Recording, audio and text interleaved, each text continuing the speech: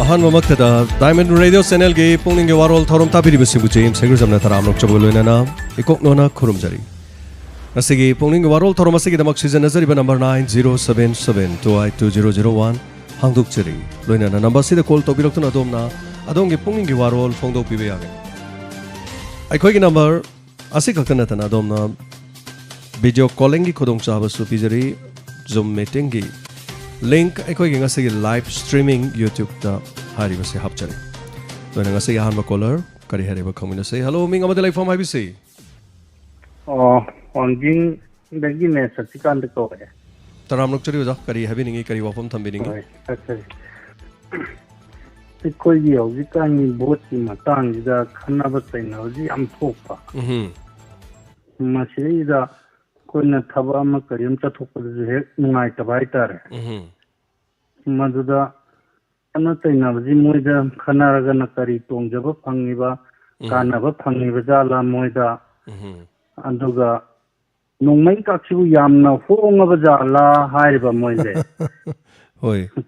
नोंमै जि होंगगदी अखोजु खरा लैरा जिरानगा खल्लेबा योनभमना कराइदे योलिबा जानो मरु न कराइदे लैरिबा जानो कराइदे फंगबा जानो मदुता खंगिंबा मोइदि नोंमै का कामनबदी यामना नुंगाइबगी फिबम न तौरबा अदा चथोक चसिन अखोइदजु खरा नुंगाइतबा हाइतारे मदु मसी खत्ता हाइजनि तागचरी ओजा सरोगा बिरकपा हाबिरकपा पेंदबगी हाइतारे हौजिक इलेक्शन दा सीजनरी बा नोंमै मयाम ngarang hairok kisidi mokna hangai hainaramba mongdudagi hairok kising ngarang namung phibam ji am henjelakre amanabu oirabasu kari kana gadorige duk yamna tamthiba mongda migi mayum thogaiba siba yaba makai toba madu wakhan phathabiraga pabalambi amada laknanaba miyam punomangna pamni haithare miyam mi painei aduga imungda thodok thokliba amadi lekai du kari oramgani khalubada awabani haitare so mathangi kolar mana mok kari haire haba taminasi hello Rai hayo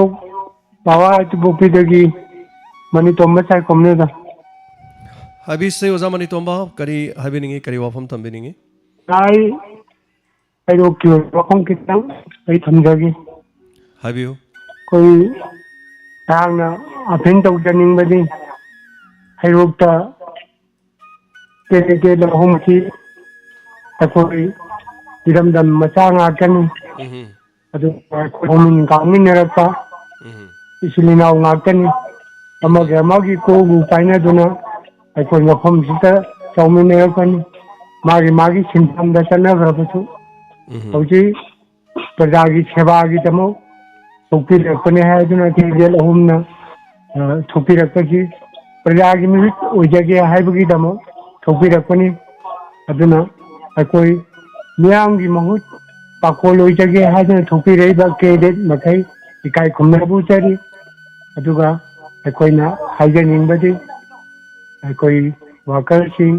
isai sagi worker sing aduga isai sagi kayo sing akoi phadana yamna shanti hoina nungsi chanana chogo dori chi chai nauni phal ka gi dei chi jo amana ka tu ai ni amana ka chai gi rangini amana ka chai gi rangini ai bi wakan du khandi raga akoi khudingmak ke khudingmak akoi praja khudingmak na chu umung wakala ma toina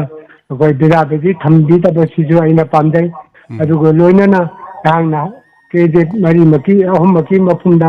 ana request tawjani badi yamna phajana pajon puri chepi rega adong medam ga security ga alaman kharaga yum na changduna prem gi bor khumbi duna प्रजावी तब शांति लेबा ओहनबियो अकाबदुने चेंबी तत्तुना अरो केंद्र की वा लौरिबा सोथरिबा पुनमक मोचिन थबुक तौबिरो आइने हांगने मसी कौगु नुमितगी कोई पुनमक खना चाहिए तना हाउ तयाम नंसी चानन लेमिनाबो रसियाना तागन छेल मापुइबो मा की मफमदा ननायाने कोई फाइ खिबि की मोचिनना के जेलो मोचिनना खुमाक चांगलौ तरा लोना पुमागी मफम दाइने लाइफ थौनी जबो लोने इशोगी मफम दाइन प्रार्थना तौजे थैंक यू हेरो के होरि बैरांग सिदा ꯑꯣꯏꯔꯤꯕꯁꯤꯗ ꯑꯣꯖꯥꯅ ꯍꯥꯏꯕꯤꯔꯛꯄꯅꯦ ꯍꯥꯏꯇꯥꯔꯦ ꯃꯊꯪꯒꯤ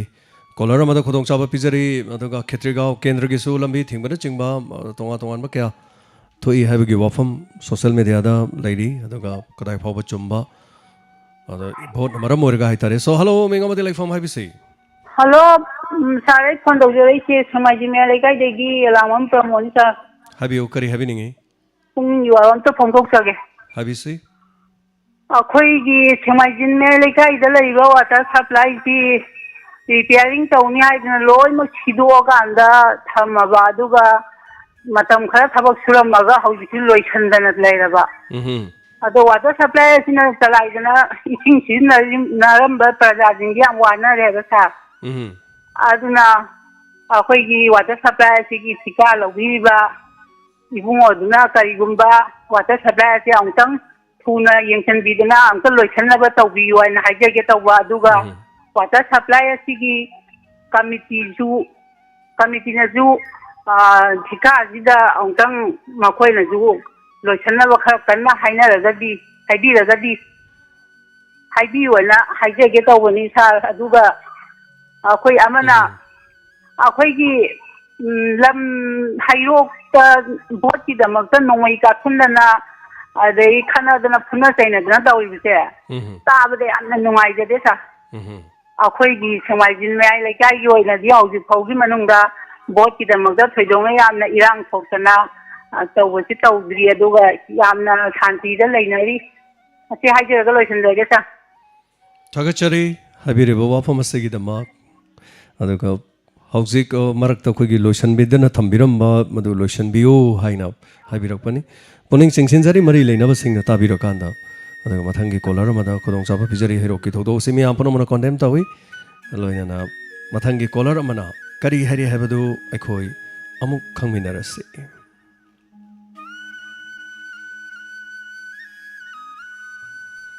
हेलो मिंग अमदि लेफम हाइबिसि हेलो हेलो तमो तभी बताओ ताजरी मिंग लेफम का हाइबियो तमो इसी नोनी अबोक सो वांग मदगी नि तमो मिंग हाइबियो लाइस्रम रोशन सिंह तरामनो उक्चरी रोशन करी हाइबिनिंग बनो हाइबियो तमो इसी कनो ने तमो इसी कईगुम खितंग फोंदोक्चगे हना फोन से तौजरकपने तमो होय होय करीमतो काइबा लेते फोंदोकपियो अदोंगी वाखलोन करी हाइबिनिंग बा तमो इसी कनो ने 2019 दने तमो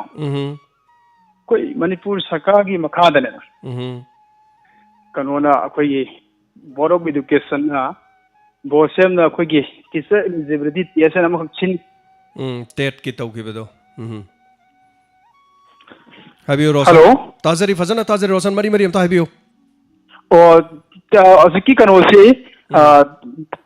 टीचर एलिजिबिलिटी टेस्ट छिन गी बतामो को हाबियो हाबियो अदु करी लेरे हाबियो अदु कनो से रिजल्ट से होजबो कोई रिजल्ट टीवी देबो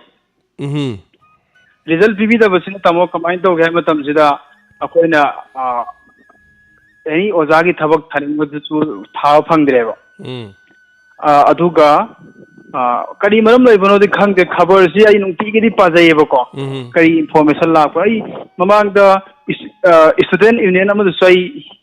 एडमिट कार्ड का पीदना अमतंग हंगबियो खोलो हाइजगियेबको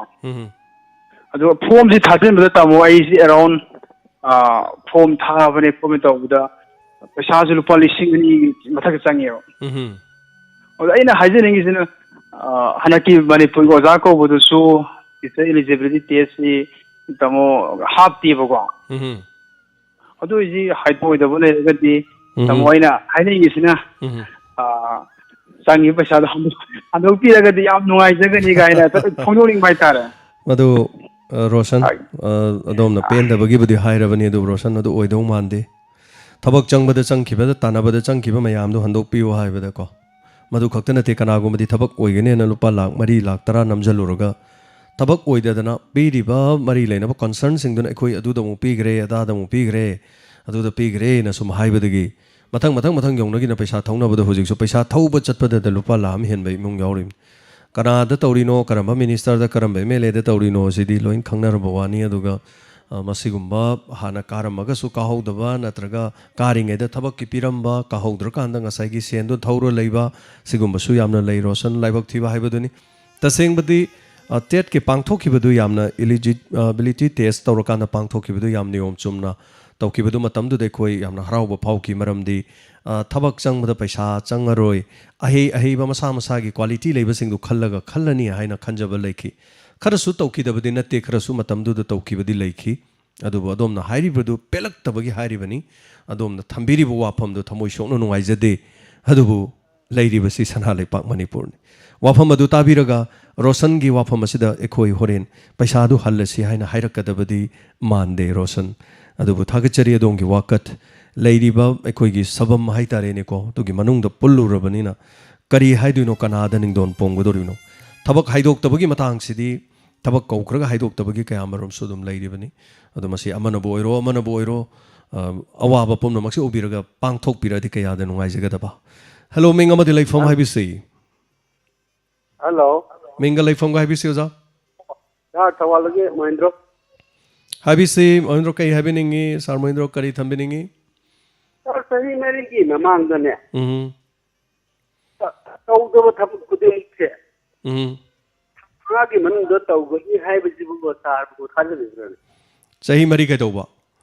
सही मेरी की ममांगदन होय तौत्रब बक्से होय सिबु थामंगा की मनुंग तौगनी तारबु थाजलिब्रन अइदी थाजदे अइबु हाइजौ हरगदी सुंथा हे थाजदे अदुनि दसा सही मेरी की ममांग तौदब थबकिंग थामंगा की मनुंग तौदुनि औ वा मांगदौ माले हाइतारेनेको याम सेंगना हाइजरबदा मसे अमगी वानते अमई वानते असुक कोइबसिदा तहौद्रबजि हुजिक था मरी मंगा सिदा तौरकदरा हाइबा वाफमनि अदुना था हाइबियो आइन थंजिनिंगबदिनि था तौगनी हारिबा देखे हौजिकी आइगी ममांगदा तौजिबो अदु याम फजेबा पैसासे पैसा पीजिबा खुदिमक मसीना आगे बोर्ड सिदा लोड पेल तने बमा बोल हाइबा अन आइजु थबक सु ओर्डर तौरबजा सुनम सुनत काने जु कारो जु खंगदबा आय अमु तारेबा ये कोल ममांगी से तान थमिजिबदो होय सुनिसा अदो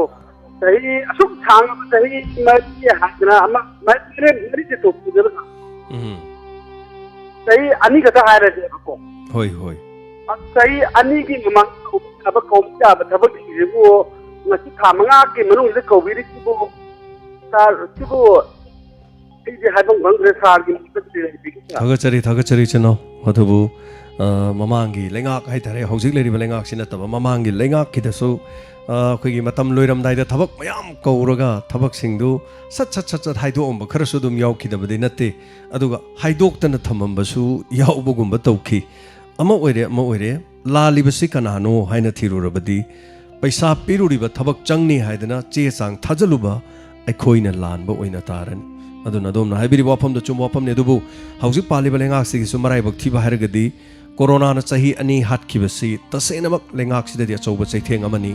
चही अनी असि हालमदबा तारगदि मखोइगिसु तौफम थोकपा खरदि तौरमबसु याबदि याबनि अदुबु पृथ्वीगी ओइना मियाम परम लाइरबा इना खुनबा खाइदना तेमखिबसि लैनासिनसुनि अमा ओइरे मियाम की फरग लोरे याई फरग लोरे अखोइगिदी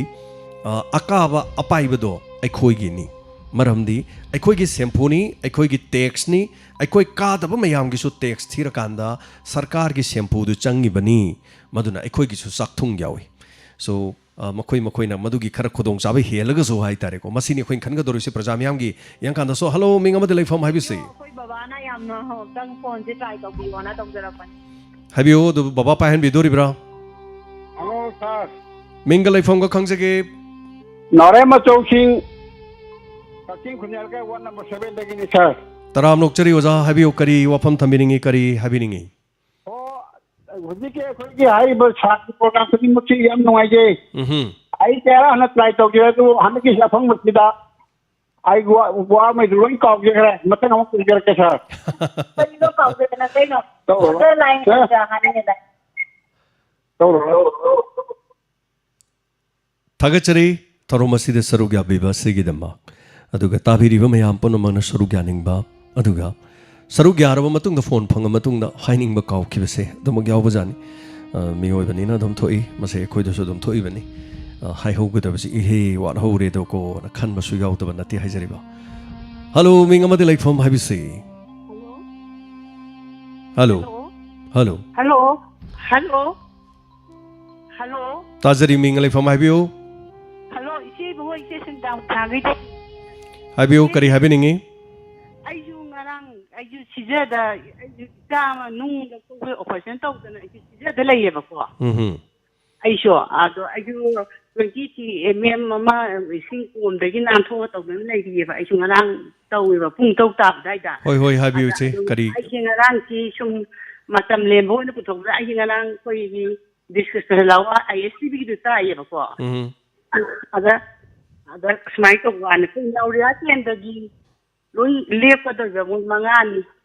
ada ani wali nupi sarai tong ke bi na han gi es ne choba tan da ne yawi ko yaw tare ma ban hari bati ada gi mun manga tingaran gi na ko si ai kham ge ko ja di saba to ne na mun tho le mun ngang ye na ba na thui si na dong na lem na ngang na ni ko ti da ngang ni ba me am si ni ku ding ma akwai da natana manipu da natana autai auchai na mu da tsari ne ba mu ina pajari saba to dai shi bu karam ba mu da to dai no aduga abo fi ama tian hela ga tikla da ne ekta ISTB shi dai ta loi ba ni ta ba mun te 호이 ti 호이 to ni de ba mai am saba to dai ni mu ji ku ya kadam marai ba ba na to dai ne ba ngara ISTB da to ba je adu ông tăng thắc là ông tăng giềng ở đây nè, tăng ông tiếng Anh, mũi bây giờ chả phải chúng mình tàu đi nữa, mũi chúng mình tàu là kỳ rồi nè, phải làm vậy. 호이 호이 타가처리 제 아두고 모두 농아이제디 카나 저이나바 마얌도 나하이나 딱비럭바니 땡큐 so much 이제 나바 파비로 아두고 이몽 마능다 나바 야오바 얌나 농아이타바 타방니 오퍼레이션 게 타바지 아이서 당트라 홈도이다 타오바니 so ngasi 파오바세 하나곰나디 좀 레유 하비 하드리 깍깍깍깍 좀 khara leiri hai tareco aduga yam nungaijai saroga abiraba khetri mem sangita ngarang mami tv manipur dialogues da sar gi wahi yamna fazai thagachari sar bona tapire thagachari sangita as a media person ground floor da ekoi lecture ba praja ka khwaidi gi nakna ba hairabdi ekoi ni aduga ekoi na tamjari badu kariga makanglup amathagi bjp congress leiri ba dol amathagi michang da natte aduga ekoi as a नागरिक अमा ओइना अखोइ तोफम थोकपा अमदि थेंगनरिबा मयामदो मरिक सुबा पाउ तमजबनी थागत पिरबा याम नोंगाइजै संगीता अचुम्बा सेंगबा करिनो हाइबदो मियामनो लोइना खंगबा गाक्तनी मागी अपामबदो तुमबो थादनगदबनी अदुगा मदुदा खना चैनबसि थोलोइदबनी मसिमंगनी हिंसा याउदबा भोट अमा ओइगद्रा हाइबगी टॉपिक नि हेलो मिंग अमदे लाइफम हाइबिसि Kuni wa kata hajar ke ayat meala degi si sanam lokhendro तराम नोकचरी सर हाइबियो करी वाफम थम्बिनिंग maru nei sare ji hindis kambel dai bel thokja bane adu manipur government na se asset vendor ga bel ga aina paisa pi ni khone na to bire ri yang wa na matam da koi chi curfew le matam da koi dc da satna khotna hazam bhi adu madi wa re hai na kaningai leite होय adu ga mamai ta bagi type ta mi khara phang gi hebati yaro mi khara phang khara ga होय aya ma phang de da masi होय koi na hai na 오비오도 오에라가디 아고이다 맞다면 와한 비교 콜레비도 또 비도가 파트라이나 이 수분기 와이트 풍도서 버리사 होय याम जम्बो वाफम ने दोम नाइबेरी वाफम सेसु फंगदबदि नते खरदि फंग्रे दोबु मदुगी आशा मद लेजखिबा मियाम पनमुक्तुदि मंगलानदो मंफाउनद्रे मंगलाकनदि हाइतारेन ahoy अदु मसि मरि लेनबदि यंगसिन बिरकांदा हौजिकसु मतम लेरि प्रजागिदि निंगबा थुंगदबदु वाकटपा लाकांदा इहे सोइरा मालेन हे मदुमदा तौबिसिने हाइरा कांदा कोक तौबिरदि मयामगिदि नांगै वारौ जरमबदु दुम वारौ फगिदोइनि हाजरिबा chumi chumi sa अदुना ताबिबो इशनु करिगुम्बा निंथौगी मनादि फलांगद थेले हारिबनि तौगे यावना तौखरबदि हेक्ता फटना तौथौपिरकपदा करिमता काइबा लेते नहान खजिक्तंग अखोइ साइकल गे सोइबमा लेखिबदु ए मदु चिथौरो माले सोइख्र माले हाइरगा फटना चुमथौपिरगा थंगनबा मथंगी नोंगालकपदुदा मरी साइकल जेलकपदुदि करी होंगनी मदुगी मरी लेनबा अमदि लैंगाकि पुमनमक्ता हाइतरे अखोइ करिमता वारौबा लेते सोईखिबदो सोईखरे हरगा फटना नियम चुमना तौरपदो मदुगी मफमदुददी एखोय लेपाक मियाम अखोय सेल्यूट तौजरीने अदुना सिगुम कया सिथबले होरिबा हाइदोखिब वासे ngaktबसे मसे करिगिनोने यंगसिनबिरकांदा यंगबिरादी प्रजा मियाम दिन खुबा खुजगदोरिने बदु अन खुबा खुजगे अवाट अपा लेबसिंग मियाम वाकत पिरकपदा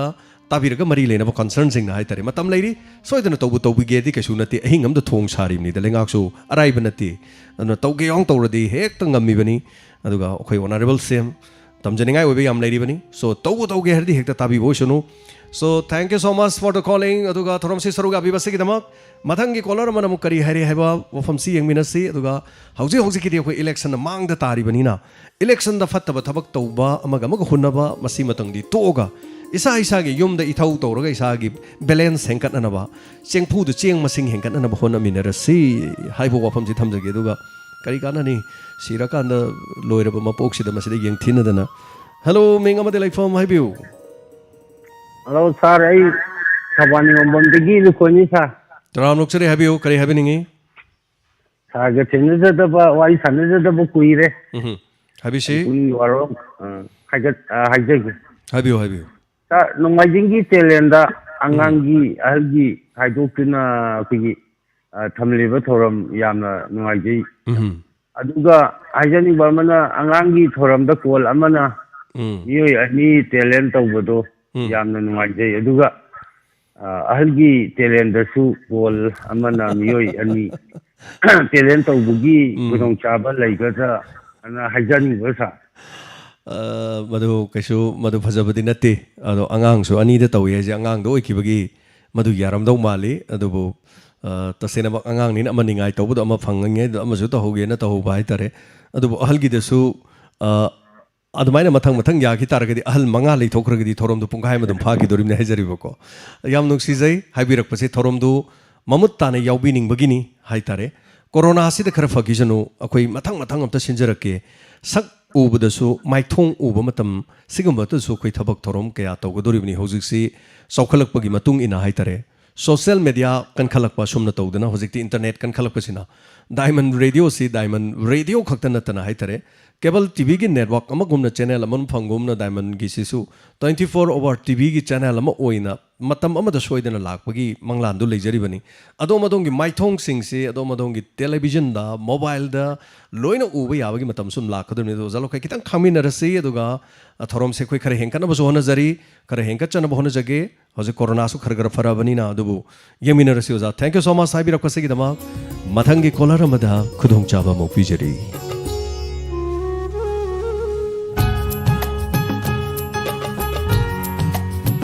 हेलो मिंग अमदि लाइफम हाइबिसि हेलो हेलो सर हाइबिउ मिंग लाइफम हाइबिसि खुखुंदगी प्रेम लगावे सर तराम लोकचरी मैडम पेमरा हाइबिउ करी करी हाइबिनिंगी करी वफम थंबिनिंगी करी फोंग थोपिनिंगी सर सुम मांगदा तादना लेरिबा इलेक्शन मयादी ओइबा खनरगसु लामना खनबगुंबा हेक याउनबजिदा पुनिंगदि लोय फाउनरगा हेक हाइबा ngamnadabagumba yambasi मफम खुदिंगी होइना अदुम तौनबा होय तौपगिदि बोटर अखोइजे अदुम कई हाइनि लिमथोकबजे कया खन्न खन्न हेक ngamdabagumba ma हेक तौवेबा अदु इसाजी इसाना अदुम अखोइ मयाम जमतंग सेमतोकमिनजे पैसाजे लौद्रजे अदुगा सुमाइ तौरसे हाइबसे हाइना हाइना अदुम हेता वादा ngaujabi चादा ngaujabi मयाम am याउसिले मीजे मखन यामबनिना अदुगी हेता लौरुरगा मसी मोइजु पौराजे खरा पामबजानी अखोइ अइगुम्बचे हाइबनि मोइना लौरुरगा पुरागा सिदाइ चामिन्नाबा सुमाइ थकमिन्नाबा हाबा वाखन्दुने हेता लुपसनगिबा तुंगदा लाकदबा मयामदुगी खलगा अखोइना अवोनबसे सिमतोगा मोइजु पैसा सांहनद्रसे अदुगा अखोइगिजु मतुंगदा सुमाइना नियम सिमतोगा खितंग अफबा मा ओइनबगी तौजे हाबजे खाना खाना हे यादबजिदा नुंगाइतबदो सुम फोंदोकचरे थगचरी मैडम असुमने हाबिरि वफम अदुगा मसे इनगदबदि मानदे अखोइगी अनिंग पामदनी अखोई मयाम पनमना चटनरिबा वाखलोनसे अदुबु तसेंगना हायरकांदा अखोइना लीडरशिप अमगी मागी मरिक चुम्बा वाफम अखोइना थंबदु माइना मरिक चुम्बा अखोइगी नागरिक अमा वोटर राइट लेरबा मी अमगी अखोइगी थौदांग करिनो हाइबसे अखोइ पुनमना ngakलबरा हंगदी अखोइ ngakत्रि याम सेंगना हायरकांदा अखोइ भारत की मनुंगदा पुल्लगा लेरिबा दुगा भारत की डेमोक्रेसी ने पीरिबा पीपल अमना नागरिक अमना अखोइगी संविधान की मतुंग इन भोट करी करी तौबा याय अमदी तौरोइदगे हाइबा वाफमसे अहानबा मक्तदा अखोइना खंगबा मथौ ताय अदा हौजिक तौनारिबा ट्रेन जिदि अदो मथ नते मयामना दुम अइना दुम हाइजरिदुनि मसिदि अइगी मीना काहनिंगबगी अइगी मीना माइथि हनिंगबगी वाफम करी मत लैते अखोइना एमएलए दा नत्रगा कैंडिडेट ता अफै नत्रगा फत्ते हाइना पानबा अदुगुमना अखोइगी लैरिबा वोटर सिंगसिसु पानबा अमखक चंगी अदो वोटर सिंगसिदि मदम मयाम खंबिरेको लेबिरी सिंगसे अरैबसु दुम यावी लैतबसु दुम यावी अदुबु लमदम सिदा लैरिबा मयाम पनमक्ति लैतबना यामी होजे हेरोक तो कापीबा नोंमै कापीबा मयाम सि नोंमगी चरा तानबा मीदि कैसु ओइरमोय नोंमै पाइबा सि करम मीना नोंमै पाइगनी अई इसा अइना तौरिबा थबक्तुदा अइंगोंदा किहन खंगनबा अइंगोंदा अइगे पुंसीदा सोइरक्कदबा अमदि अइना तौरि थबक्तुना लेबाकी थबक तौबा नत्रगा इसागी ओइबला नाइ थबक तौबदुदा अइगे पुंसीदा सिंगनरक्पा अमदि अइबो हाटके तुपके हाइदुना किहल्लक्पा कया मरुम यावबा तारगदि मदो इसाना इसाबु ngakthok chananabagidama license ganda home department dagi talaga paibane nongmai amagi mamal double beren ama leiba matamda lupa lising kun ga manga dagi na lising kunthra phawagi manungda dum phangi khare hena tangbuju dum phangi adomna nongmai license tanaba matamda nongmai macha amadi achouba haiduna tongan tongana tanbige nongmai macha amagi mamal di khara tange nongmai macha di lak ama dai dai horaga lak ani lak ahum lak mari lak tara piba phawba nongmai da dum lai thangai sengna nongmai pairiba mi sing नोंमगी सूरग चाबा मीदी नत्ते अदुना अखोइ सिदा लेरि मयाम सिदी ngasi चेकोंदा चलुबा थबक सुबा चलुबा हलागा करी हाइतारे अमुक मसागी युमदा अमुक अदुगा मथंग नोंगालगा थबक अमुक चचकिबा मखोइदि vote यावबगा ngamja bonteदा अदगी थबक सुदना factory दा करी दा तौरी सिंग सिदी सिगुम vote यावबगा ngamba नत्ते अदुना कना कना ना केरो लेकाइ दा लेरि मयाम पुनमक्सिना वखन तामिनरगा भोट सिदा हाइतारे अखोइ तसेंगना नागरिक अमगी तौफम थोकपदा तौबदि चंगे दुबु इवा लोबिगदबा मानदे वा लेमना तोकनी मांगा तोकनी अदुबु अखोइना हाइजनिंगबदि अइगी इसागी सिंगलीदा नीरगा चाबा हाइबा वाफमदो अइना लैतदना अइना तसेंगना लैतदना इन अवाबा तादना अइना प्रजा मियामदा अइगी मतेंग पांगबियु हाइना हाइरकपा मतमदा मियामगी मतेंग यावखिबदि याय अदुबु एमएलए गुम्बा कैंडिडेट गुम्बा सोशल की तोंगा तोंगा कथोकपा मीसिंगना सुमना भोट तोरकपदा मोइगी मतुंगदगी पुरखावदगी सलकपा पैसादुना हक्सांगदे ई मरिक अमा फाउदी चेलहल्लोय हाइबसे अइगी मंगलानि चेंसो चेलहंद्रि अदुना मयाम सिगुम्बा वाखलोंदे चप मानन लेप तारगदि अरेंबा पैसाना ई दा हक्सांगदो ओइना चेलहन बाहुनदे होय सपोर्ट तौबदगी अखोइना माबु योखनिंगबदगी अखोइ मसेन मयाम तिनरगा मयाम खाइनरगा चाक अमा चाले चामिनबा अखोइ मरुप तौबा मसेन चाक चामिनबा लेकाइगो ओइना चाक चामिनबा कैसु काइबा लेथि करिगी दमक्ता मीगी मतुंग इलगा कोइलाउ लाउनगदोरिगे ngarang meeting amada mana si hai hayeng nongala koi meeting am tor koi khanagadam ne leibra nan a sidai da wangjing da mi ma wang ngaure hayeng kakching da laga wa do mo sumthoknagadam ne leibra mado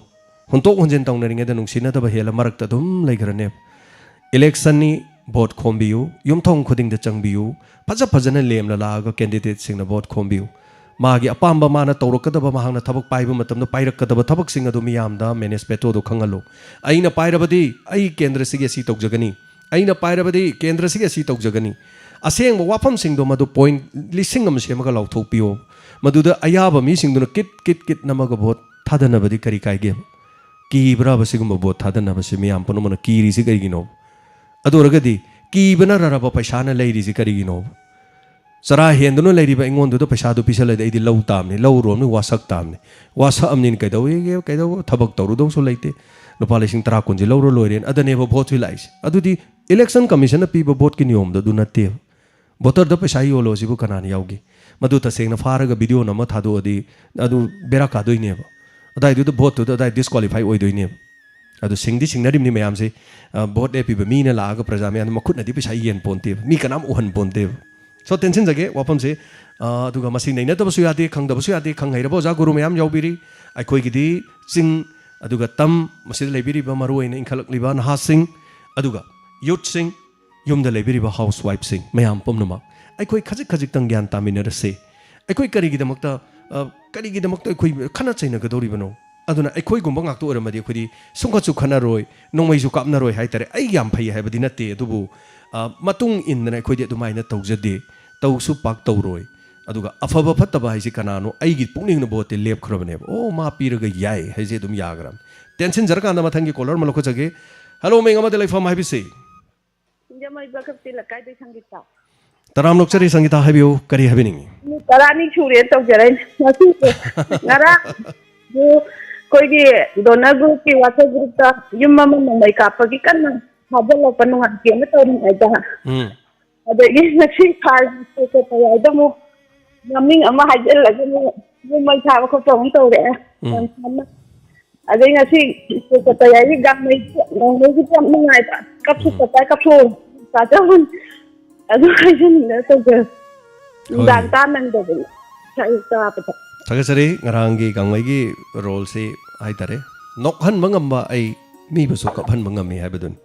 adra miyam nokhali ba gangmai na ngarang mamit gi mapita khibada basanti gi punchi bu gangmai na nuksi jaba hai tare lukhrabi natayam chaja drabi aduga mahaki punchi da hanjan hanjan na kari haini khudong chada ba thodo kya thon mado mache mo ina sakjarge handak ningon chako bodi chebu sakoba अखोई ओइजगे कौजगे high bye तरे मागी पुंगनिंग दो counselling तौबनी अदुगा अखोई करे high तरे HIV पासु करे high ART चारगे हिंगबे याय high बा वाफम से अदुर मधु मसु मियामदा अखोइना काउंट मेसेज पीबनी हाई तरे सो ngasi ayukta अखोइगी ART चारगे हिंगिबा मियोय अमखकना अइंगोंदा मेसेज थाबिरे इंस्पेक्टर तयगे सरुक अमदा as a part of programme से अखोइगी सरुक अमा यावबिरकपा अदुबु करिगुंबा इसागी थौदोक अमदगी HIV पॉजिटिव ओइखिबा अदुगा सिगुंबा तांकक्सिदा मतम मदुदा अइना पॉजिटिव ओइरे हाइना खंगखिबा मिकुप अदुदा अइंगोंदा फावखिबा वखलदो ngrangi तांकक्तुना यामना निंगसिंग हल्ली हौजिकसु टेक्ता कायदने हिंगजरी ART चादुना इसा फना तगत तगत टेक्तुनु लैरी हाइदना ताकपिरकपा हाइतारे सुनु मसिनी यंबिउ को मयाम कोई तांकक्सिना हाइतारे so thank you so much Sangeeta थोरमसी सरुगा बिरकपसिग दमक सो मथंगी कॉलर मनम करी करी हरे हेबदु खंगमिनसी अदुगा हेलो मिंगमदे लाइफम हाइबिसे पुनिंग वाफम किता पुंबुक सगे तोगनिसा हाबियो सरोजित करी हाबिनिंगे करी थमिनिंगे हाबियो सार खोगी काउनियन हाबे येनसे येन औ खुदिन काउनिंगे अदुगा करिबा माना ngамaba माना काउनरिबे येनसे करिबा सिरबा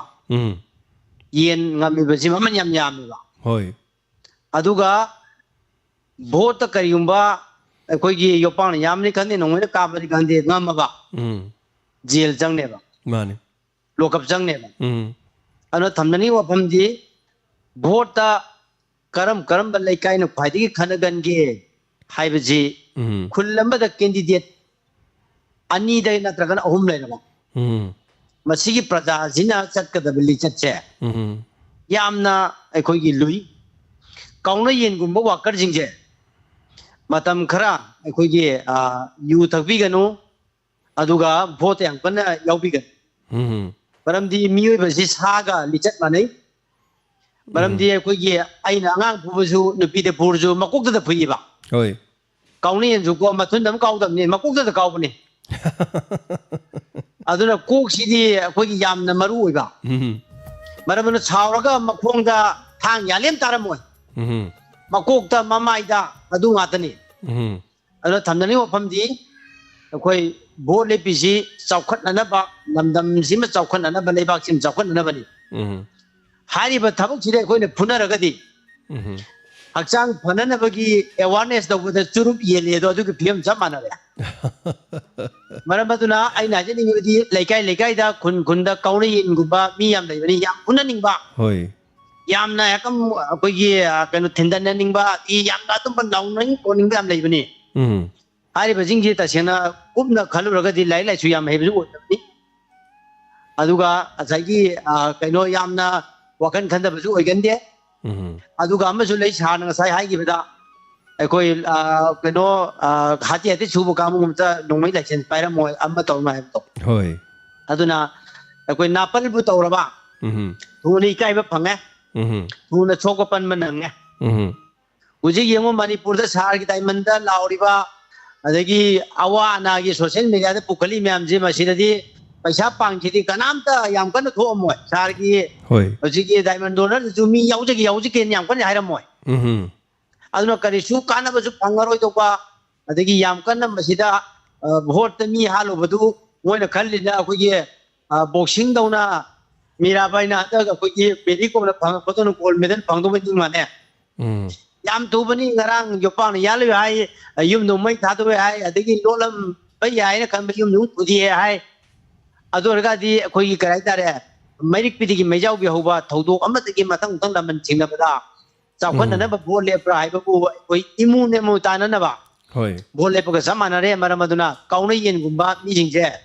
वाकर जे यारिंगैने बोटु माना मी थांग यालुना ओम धादे यापोंते अदुना मतम खरा अखोगी खुल्लमदा कैंडिडेट अनि नि लेपिबा samna adugumba laikai jingje masine ba yamna uju war tawrise aduna hari bai praja jingje masi board si manungda yam sonba papor gumani yam tekan ba kaigan ba kitang waro bu pura mo se bota laman singyan ni keno mane madu da thang yaru kana no pirak to yo yo pang ko kana no pirak to jibo sumbi pira roi dong ni da bang abani aduna yari makai di ai koi board थौना पुथोकुमची अखोना थौना पुथोकतब यामना लेरी लेकाय लेकाय द नंबर पोर्ट साब एदिक मयाम अम लेरी बजे अदो पोर्ट से नुक्ति जारीगी लेकाय हिता खुंजिदा अदगी जेनिम्स द रिम्स द मांगिब गाड़ी मचा मयाम सुगुम बसिंग जे ड्रग साब दैनी ड्रग थिंग जे कनाम तोना रखे ओइरोइदोबा अदो बोत ने याम ओइगत्र खंगे योपाक पाई योपान याली अदगी नोंगाई पाई नोंगाई का तोना रे होजिक अखोगी कनो अतोप केंद्रदसु होजिक लाइफ का थागतना अखोई लंबी थसलगा चंगकपदा मदो मरि लेबे संगौ काना थांग पाइना तोबुदि याउरी होय अदो मदोमना लेजरिबा इरिन जिंग अदो इसा जे औतंग अखोगी ड्रग चादनबा ददा चादनबा यु ततनबा मदुदा अखोई पांगनो फुदु पिरकदि इमा लेबाक जे शांति लेना चाहोकने आको ओपन से तमजरी दोनो फजगरे सर्वजित अदुबु याम जो वाफम नहीं डायमंड डोनर्स ग्रुप तो मी चहुमुक लई अदुगा हारिजे ताबिरिबदि मी यामे मी लाख तरे निपान हेना ताई यावरदे तौरदे हाइबगी वारौजब खरिसु लैथे अफब थबक अमगिदमक चोंथोरकनबा मी यामना लैथे होय चोंदी चोंथोकनिंगबा इमुंगी चाब थकप कोनजदबदगी पैसा लैतबदगी यावबो ngमदब खरसु दुम यावरंगनी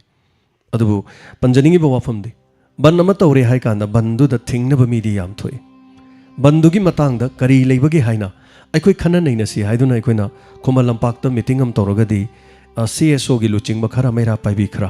क्लब की लुचिंग खरदगी हेना लाकपा मत उदि गाड़ी अम थुगाइगनबा लंबी द नुंग पायरगा गुंदा तौवा गाड़ी लाकपदा अफाव अरिंग साबा बन्नी खंद्रो नोई बन्नी खंद्र करी लाइनो हाइना नुंग पायरगा गाड़ी द थुगाइगे तौवा मे गाड़ी द नुंग थाजनबा मसिंग लाक अमदना लई थौना फरबा अतेक अकाई यामना पीबो ngamba अदुबु लैबाक की ओबे इशू मद खनसे बन तौरीबदुगी मरम से करीगिनो मदुगी मतंग द लेंगाकता हाइमिनसे सेंटर द वाकत मिनसे हाइने कोइना मीटिंग अम पांगथोक मतमददी मदुदा लाकदोरिबो मीडियो CSO खरगा क्लब की लुचिंग खरगा मदुदगी हेने इराक लाकथि रैली चलबसु रैली चटकनी अराप मफम दे खर लाकनी अनक मफम दे खर लाकनी खरना युम मतोंदगी लेप लेप मी परिंग परिंग चतपदु हौजी नाउ अखोई सिगी लमजिदा मयाम पनुम रैली चटलिन युम थक्तगी लाइव थाजलकने सोशल मीडिया द मी फंगनब व्यू फंगनब याम चुमे सरोजित योंपाक पायरगे यानगदोरिदो मदुनबु चुमे नोइने योंपाक यानबिरिदो नोइगी दोलदुदा इ भोट पिबिरगेना सोइदने पिरकद्रा अदुदि भोट तु भोटर दु मांगबने अदुदि चाक चाबिरु लाओ हाइबजेगा नथिबोंग चाबिरु लाओ हाइबजे अनिजि करमन फगे बो हाइजि अदु थिबोंग चाबिरु लाओ हाइरकान चाक चाबदुगा ngasagi sak chabi rola o haibduga ani sigi respect si karai waidano do miyamna khangdra male kaukra male adu vote thugaiba oidoribra vote phangnabu oidoribra nongmai kapaga yompakna yalaga thangna yalaga vote ko na do ordi vote aje khodi songa yaujaro na che ma thela leibudi kari kai amagisu yaudaba songta tajaningdre amagisu hunna dana amana hulangang ni adu sarupudi competition tawbiyo like kai magi apaba tawbiyo apaba ngakta tawbiyo wam ta ngangbirunu karim ta hunbirunu kari kai bage apaba ngakta tawroga lamdam like kai dugi menkhat charakchani adum boti khomdreju dum karadom apaba ngakta tawra loire hello ming amade life from habisi hello good afternoon sir I man isal saw kumar sir ꯍꯥꯏꯕꯤꯁꯤ ꯑꯣꯖꯥ ꯀꯔꯤ ꯍꯥꯏꯕꯤꯅꯤꯡꯉꯤ ꯀꯔꯤ ꯋꯥꯐꯝ ꯊꯝꯕꯤꯅꯤꯡꯉꯤ ꯑꯩꯈꯣꯏꯒꯤ ꯚꯣꯇꯔꯁꯤꯡꯁꯦ ꯑꯗꯨꯝ ꯃꯇꯤꯛ ꯒ꯭ꯌꯥꯟ ꯇꯥꯗꯕ ꯍꯥꯏꯔꯒꯗꯤ ꯚꯣꯇꯔꯁꯤꯡꯁꯤ ꯌꯥꯝ ꯑꯃ ꯑꯣꯏꯔꯦ ꯀꯦꯟꯗꯤꯗꯦꯠꯇꯤ ꯑꯍꯨꯝ ꯂꯦꯞꯄ ꯑꯗꯨꯒ ꯚꯣꯇꯔꯗꯤ ꯑꯅꯤꯈꯛ ꯑꯃꯗꯒꯤ ꯑꯃꯨꯛ ꯆꯠꯂꯒ ꯂꯧꯕ ꯑꯃꯗꯒꯤ ꯑꯃꯨꯛ ꯆꯠꯂꯒ ꯂꯧꯕ ꯑꯗꯨ ꯑꯍꯨꯝꯃꯛꯁꯤ ꯀꯣꯏꯆꯦꯟ ꯆꯦꯜꯂꯒ ꯂꯧꯅꯕ ꯇꯧꯕ ꯑꯗꯨ ꯃꯥꯅ ꯄꯤꯒꯗꯕ ꯚꯣꯠꯇꯨꯗꯤ ꯑꯅꯤ ꯈꯛꯇꯅꯤ ꯃꯣꯏ ꯏꯃꯨꯡꯗ ꯂꯩꯔꯤꯁꯤ ꯃꯗꯩꯗ ꯀꯅꯥꯗꯅ ꯃꯥꯅ ꯄꯤꯔꯒ ꯀꯅꯥꯗꯅꯣ ꯇꯣꯛꯀꯗꯣꯏꯁꯦ ꯍꯥꯏꯕ ꯋꯥꯐꯝꯁꯦ ꯃꯁꯤ ꯏꯈꯟ ꯈꯟꯅꯗꯕꯒꯨꯝ ꯑꯩꯈꯣꯏꯒꯤ ꯚꯣꯇꯔꯈꯩꯁꯤꯅ ꯑꯩꯈꯣꯏ ꯋꯥꯈꯟꯗ ꯃꯣꯏꯒꯤ ꯋꯥꯈꯟꯗ ꯈꯟꯕ ꯉꯝꯗꯕ ꯍꯥꯏꯇꯥꯔꯦ ꯑꯗꯨꯒ ꯑꯃꯅ ꯉꯁꯤ ꯍꯧꯖꯤꯛ ꯑꯩꯈꯣꯏ ꯀꯣꯂꯔ ꯑꯃ ꯍꯥꯏꯕꯗꯤ ꯌꯥꯝ ꯐꯖꯕ ꯋꯥꯅꯤ ꯀꯥꯎꯅ ꯌꯦꯡꯒꯤ ꯋꯥꯈꯟꯗ ꯆꯨꯝꯃꯤ ꯑꯍꯜꯈꯩꯅꯁꯨ ꯍꯥꯏꯅꯤ ꯁꯟ ꯋꯥꯏꯅꯕ ꯄꯥꯝꯕ ꯁꯟꯗꯤ ꯈꯣꯡ ꯄꯣꯛꯄꯅꯤ ꯍꯥꯏꯕ ꯑꯍꯜ ꯂꯃꯟꯒꯤ ꯄꯥꯎ ꯑꯃ ꯂꯩꯕꯅꯤ ꯈꯟꯅ ꯆꯩꯅꯕ ꯌꯥꯝꯅ ꯄꯥꯝꯃꯤꯕ ꯃꯤꯗꯨꯅ ꯃꯥ ꯅꯣꯡꯃꯗ ꯁꯪꯐꯝꯅ ꯃꯁꯥꯗ ꯆꯠꯊꯨꯝ ꯉꯥꯛꯇ ꯉꯥꯏꯅꯤ ꯊꯪꯐꯝ ꯉꯥꯛꯇ ꯉꯥꯏꯅꯤ ꯑꯗꯨꯅ ꯁꯟ ꯌꯥꯝꯅ ꯋꯥꯏꯅꯕ ꯄꯥꯝꯕ ꯁꯟꯗꯤ ꯈꯣꯡ ꯀꯣꯛꯏ ꯍꯥꯏꯕꯁꯤ ꯃꯁꯤꯃꯁꯨ ꯑꯩꯈꯣꯏꯒꯤ ꯃꯌꯥꯝꯁꯤꯅ ꯑꯩꯈꯣꯏꯒꯤ ꯚꯣꯇꯔ ꯏꯆꯤꯜ ꯏꯅꯥꯎꯁꯤꯡ ꯑꯗꯒꯤ ꯂꯝ ꯇꯨꯡꯂꯝꯕꯁꯤꯡ ꯃꯁꯤꯃꯁꯨ ꯈꯟꯕꯤꯕ ꯐꯩ ꯑꯗꯣ ꯑꯁꯣꯟꯕ ꯀꯟꯕꯅ ꯃꯤ ꯍꯥꯠꯄꯤ ꯑꯁꯣꯟꯕꯅ ꯍꯥꯠꯂꯤ ꯍꯥꯏꯕꯁꯤ ꯃꯁꯤꯃꯁꯨ ꯑꯩꯈꯣꯏꯒꯤ ꯚꯣꯇꯔꯈꯩꯅ ꯃꯁꯤꯃꯁꯨ ꯈꯟꯖꯟꯕꯤꯕꯅ ꯌꯥꯝꯅ ꯐꯩ ꯍꯥꯏꯕ ꯋꯥꯐꯝꯗ ꯊꯝꯖꯔꯛꯄꯅꯤ ꯁꯥꯔ ꯌꯥꯝꯅ ꯆꯨꯝꯃꯤ ꯌꯥꯝ ꯐꯖꯕ ꯋꯥꯐꯝꯅꯤ ꯑꯗꯣꯝꯅ ꯍꯥꯏꯕꯤꯔꯤꯁꯦ ꯑꯩꯅ ꯉꯁꯤ ꯀꯜꯂꯦꯅ ꯃꯥꯕꯨ ꯊꯥꯡꯅ ꯌꯥꯟꯈꯤꯕ ꯌꯥꯏ ꯑꯩ ꯑꯃꯨꯛ ꯍꯤꯡꯍꯧꯕ ꯇꯥꯔꯒꯗꯤꯀꯣ ꯃꯗꯨ ꯅꯣꯡꯃ ꯅꯣꯡꯊꯤ ꯅꯣꯡꯃ ꯅꯨꯃꯤꯠ ꯑꯩꯅ ꯈꯤꯇꯪ ꯈꯨꯗꯣꯡ ꯆꯥꯗꯕ ꯅꯨꯃꯤꯠꯇ ꯊꯥꯡ ꯃꯆꯥ ꯑꯃ ꯄꯥꯏꯔ ꯄꯨꯛꯆꯦꯞꯇ ꯆꯞ ꯃꯥꯟꯅ ꯑꯗꯨꯝ ꯌꯦꯞꯄ ꯂꯣꯏꯔꯦ ꯑꯩ ꯑꯗꯨꯝ ꯁꯤꯗꯣꯔꯤꯅꯦꯕ ꯍꯧꯖꯤꯛꯇꯤ ꯃꯄꯥꯡꯒꯟ ꯀꯟꯕ ꯃꯤꯅ ꯃꯤ ꯐꯨꯕ ꯅꯠꯇꯦ ꯃꯕꯨꯛ ꯐꯠꯇꯕ ꯃꯤ ꯐꯠꯇꯕ ꯃꯤꯅ ꯑꯗꯨꯃꯛ ꯃꯁꯥ ꯈꯛꯇꯒꯤ ꯈꯜꯂꯗꯤ ꯃꯥꯒꯤ ꯑꯅꯤꯡꯕ ꯊꯨꯡꯅꯕꯅ ꯑꯦꯅꯤ ꯃꯇꯝ ꯑꯃꯠꯇꯗ ꯃꯥ ꯑꯗꯨꯝ ꯑꯦꯇꯦꯛ ꯇꯧꯔꯛꯄ ꯌꯥꯏ ngasi aina ngamme aina kalle haina kasu leite hojikti asonba leite akanba leite laman khungge haina khalakpa numito aigi asoiba numit aigi khwaidi sonba numit amada dum laman khumakkiba su yai hello ming amade like from habisi sir ai extremely thabi habiu kari habini daina idini koi scholarship ki matang da chahi handak yam help bi matam tu ha university da थाजन बिदोजु फांग लाइरे तो मथां सिगे मु थाजलोन थाजन हाउन बिरो अदो लाइटन आई मतम सिदा इन पागी अतिन खरा पांग ना खोदी पैसा अदो याम न फंगरगा सुन थाज सारिने तो जे खवा फागा दुबित्रे अदो माइले या सिंग बिदोजु मतम जाना फंगन हाइजन थागचरी हाबिरि वफम सिसो हाइतरे दुबु हौजिसे मांगदा तारिसे भोटनी अदुगा हारिबा पुम्नमक्से लेहौरिबा था मरी मंगा सिदा थबक ओइनो ओन्थोक पिरमगद्रा ओन्थोक पिरमोइद्रा मदु येंगबा तारि सो मरी लेनबगी पुनिंग सिंसिनजरी हाइतारे नेको सिना लोइबिरब्रा तोप करी हाबिनिंग बलेबिरि सी गदां हाइबा छिक थैंक यू थागचरी थरोमसे सरुगा पिरक पसेगिदमा लमदम असिदे हिंगलिबा प्रजा मियाम पुनुमकी तोंगा तोंगन थौदो क्यानि थेंगनरिबा थोइबसे अमना थोलिबा थोदो वाथोक मानदे अदुबो अखोइगे मांगदा तारिसे इलेक्शन नि सो इलेक्शन से फ्री एंड फेयर यामना नियम Chumna अमदी Marik Chumna चनबी ngak na kanglon ngak na pangthokpadu oigadoribra misi mina thokadoribra haibadu mi paiba fawi hello ming amade laifam haibisi hello ming laifam ga haibiu sai kaking waidi dagi maya lambam santiblani takpiu santibla kari haibiningi kari wafam ngasi si ai pukning koi ba wafam kitang thongdok jage haibiu yamna nungai ba amaga yamna yengwada nungai jada ba thogdo amaga haibisi haibiu akoi gi kaking kendra gi akoi gi candidate oina hanak tenjai da lepiri ba naurem na bajendra singana akoi ki kaking waidi gi sa kongoi bazar ai na amakak leijabado du waidi sa ki di kongoi bazar ki kechen macha khara budi dum leiba bazar het haira ga di kongoi bazar si makat dang leba leiri che sida akoi gi CC camera ma panbire dina akoi bazar miyang gi oina di yamna लेबक फरे हम हराउ जरे हाइतारे बाजार हम लेरमिने सुगुम बाहुरान जिंची की करी की थबक सी थोकपा gi matang gi matungina tambangam de aduna masi tawbigogi damak koi gi candidate naurem na bachandra tenjai yepa marka jibu thagatsari ai mot oina mafaba tawi haina bajar moina leptare Habiu. Maka aduga habiu. yamna nungaitaba paw amana yengbada nungaitaba akoigi kakching gi oina digo sa waidi sati di koigi TMC road hari ba lambi se sima khaptang layaba waidi sati oina lambi ja chawbada Habiu. hai ba lambi se da koila mata mata akoigi kongkut hoba se fulli bani semi bani haiduna karamba sikana ro karino adu kenta khangja deko मेलरी मेदन मोइन मेनबीरबसे कोई कोइलास का तोटबा थाउथीगुम्बा अमगा नुंगियंगी तोट प्रखंगे सा मोइन हेक तौरंबा नोंगानबदा पुरा मकोई मचा मचा दो पुरा चेंथोएबा थोंग सुम मिसिदा सुम येंबदा खोगी लम साइबदा यामना साइ क्रिंग ग्रेंग लावबा याम खंगोइबा हिनदबदो अदु ओइरबा अदुन हाना लइबा फिबम दुदगी मोइन तौबीरी जिसिना यामना सोखिलबा अदुना मसी खोगी मधुबु तौ सुबीररिबा मियोइसिंग मधुबु सुरु जलोइना थादोरेबा टिकासिंग हाइतारे ऑफिसर अचौबसिंग दुन अमतंग येंबिररगदी मोइना तौरिबा थबकसिबु अफबा थबकला सेमजिलिब्रा सेमदोइब्रा हाबदुसु सा यंगहन्निंग हाइतारे Thagachari. Hoi. Wafamani tamire. Habiu habiu. Kakching dadi sa kanu tawi buat ki wafam ji ho meeting bu ni mafam da dum tawi adu याना थांग ते नुंगमई की वफम दि लेते याम शांति होइने इंगना पांगथोई सिमा जो हाइजेनिंग सा याम नुंगाइजे कक्सिंग के माइकैदा भोट की इरांग लेते होय भोट मीटिंग मचा मचा तवी कशु काइदे अखोई भोट लेप याई भोट लेपिब मी अमना अनदर लेकाय दु मी म भोट लेप मतम माना साउदोजि करिगिनो मरमदि अदोम पुनमक मयाम पुनमक से भोट थादब यारदि भोट लेप याई है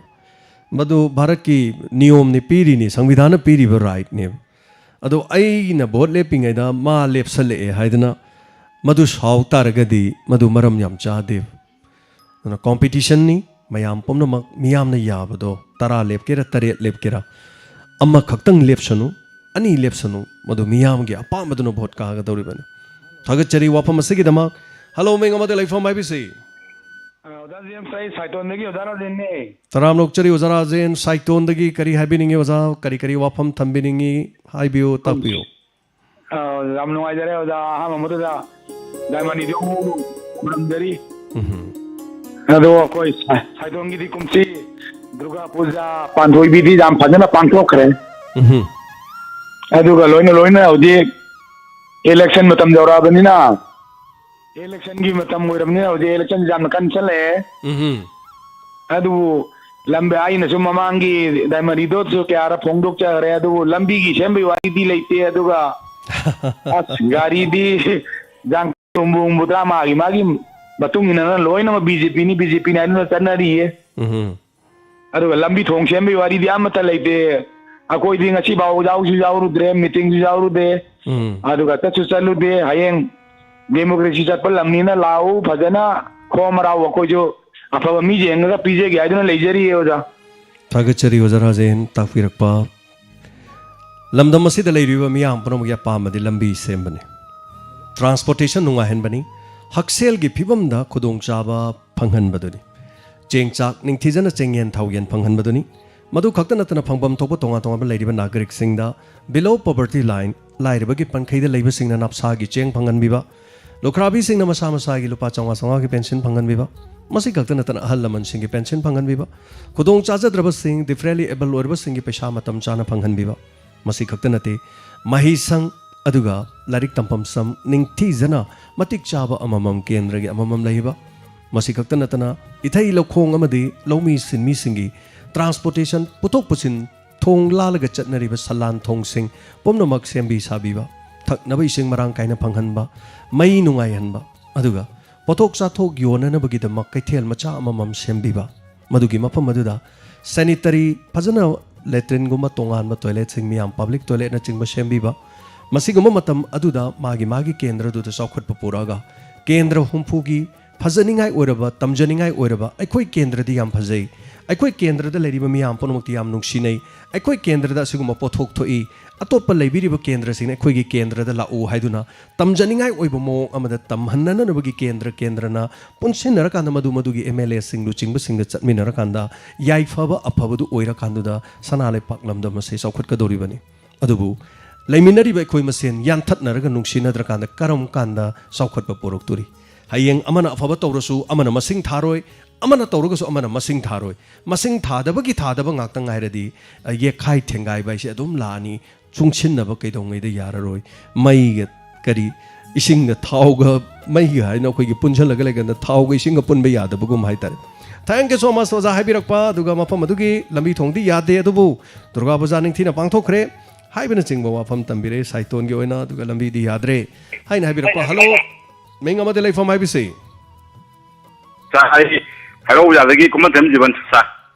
जीवन है करी करी हैरो की वाफम से फजब वाफम हम ताद्रे हैरोक प्रोग्राम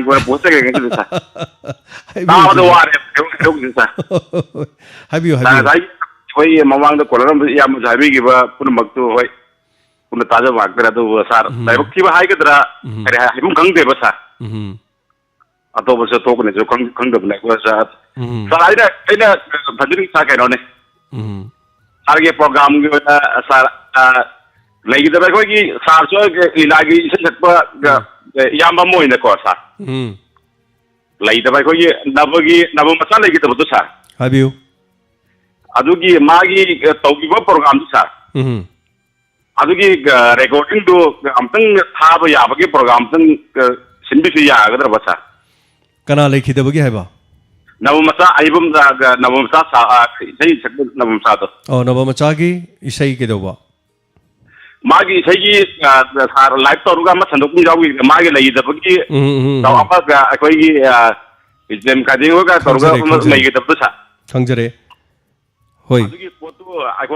यूट्यूब ताब खोट सार सेना नुआजदे रेडियो के तोंगाना नुआइबा प्रोग्राम में को ताजबनी को सागा थोरमदो अदुमा संदोक चकिबा थोरमदो जीवन संदोक चकिबा थोरमदो यूट्यूब खक्तगी नते रेडियो दस अदुम थाजकिबनी अदुबु हारिबा थोरमदो खोइना होजि मु पांगथोबदि नुआइरारोय मरमदि मदु रेकॉर्ड इसै रेकॉर्ड खोइदि यामनासु लेजदे खोइदि खरदि लेजै खरदि दुम खोंजरी अदो कनागुम्बा दुम MP3 द लेबा यावरदि अदो मै खोइदि पिबिरकपा याय जीवन सागत आइना ज सार केनदोरा लाइफ मागी लेइदबगी अखोई दिन खाइदिंगो का तौरुगा तोगाना लाइम संदोकिबदा पोरासा मधु अखोइना संदोकचबा नचदे अदो अतोपा चैनल न तौबनी टॉम टीवी न तौबनी को टॉम टीवी गा ममी टीवी गा न तौबनी अदो अखोइना नचदे अदुगा मिगी चैनल गी दुदि अखोइना थारुबा यादे अयाबा याउद्रदि को डायमंड अमथौ संदोकदुजा मधु अखोई मिगी प्रोग्राम दुदि थाजदे अखोइगी ओइना संदोकसखिबनी अखोइगी संदोकसबदुदि अखोइना खोमजनजबनी अखोइना खोमजनजबदो मधुदि अदुदगी हेना लेजदे अदो कनागुम्बगी मफमदा ओजा नबना सकपै सै लेरसु अखोइदा दुम पिसन बिरकपै याय जीवनदा लेरसु दुम पिबिरकपै याय सुमना हाइजगे थागजरी जीवन थरोमसे सरुग आबिबा सेगिदमा मतमना यादबनी हाइतरे सो लेरगदि सोइदना MP3 ओइना पिसन बिरो Jiban thank you so much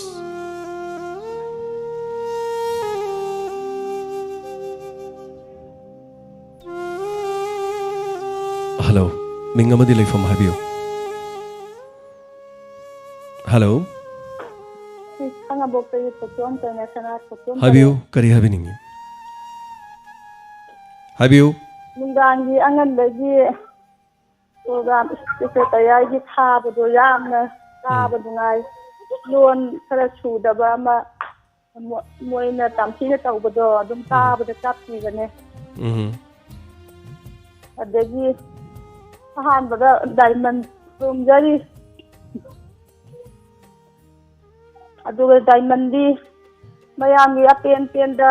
पोंगदोक meeting सो पुल्ले मियामगी मीटिंग तौदा अदुम डायमंड ताबसना अदुम ताब हैरगदी अदुम असिदगी लोइना लौसनबा यारमने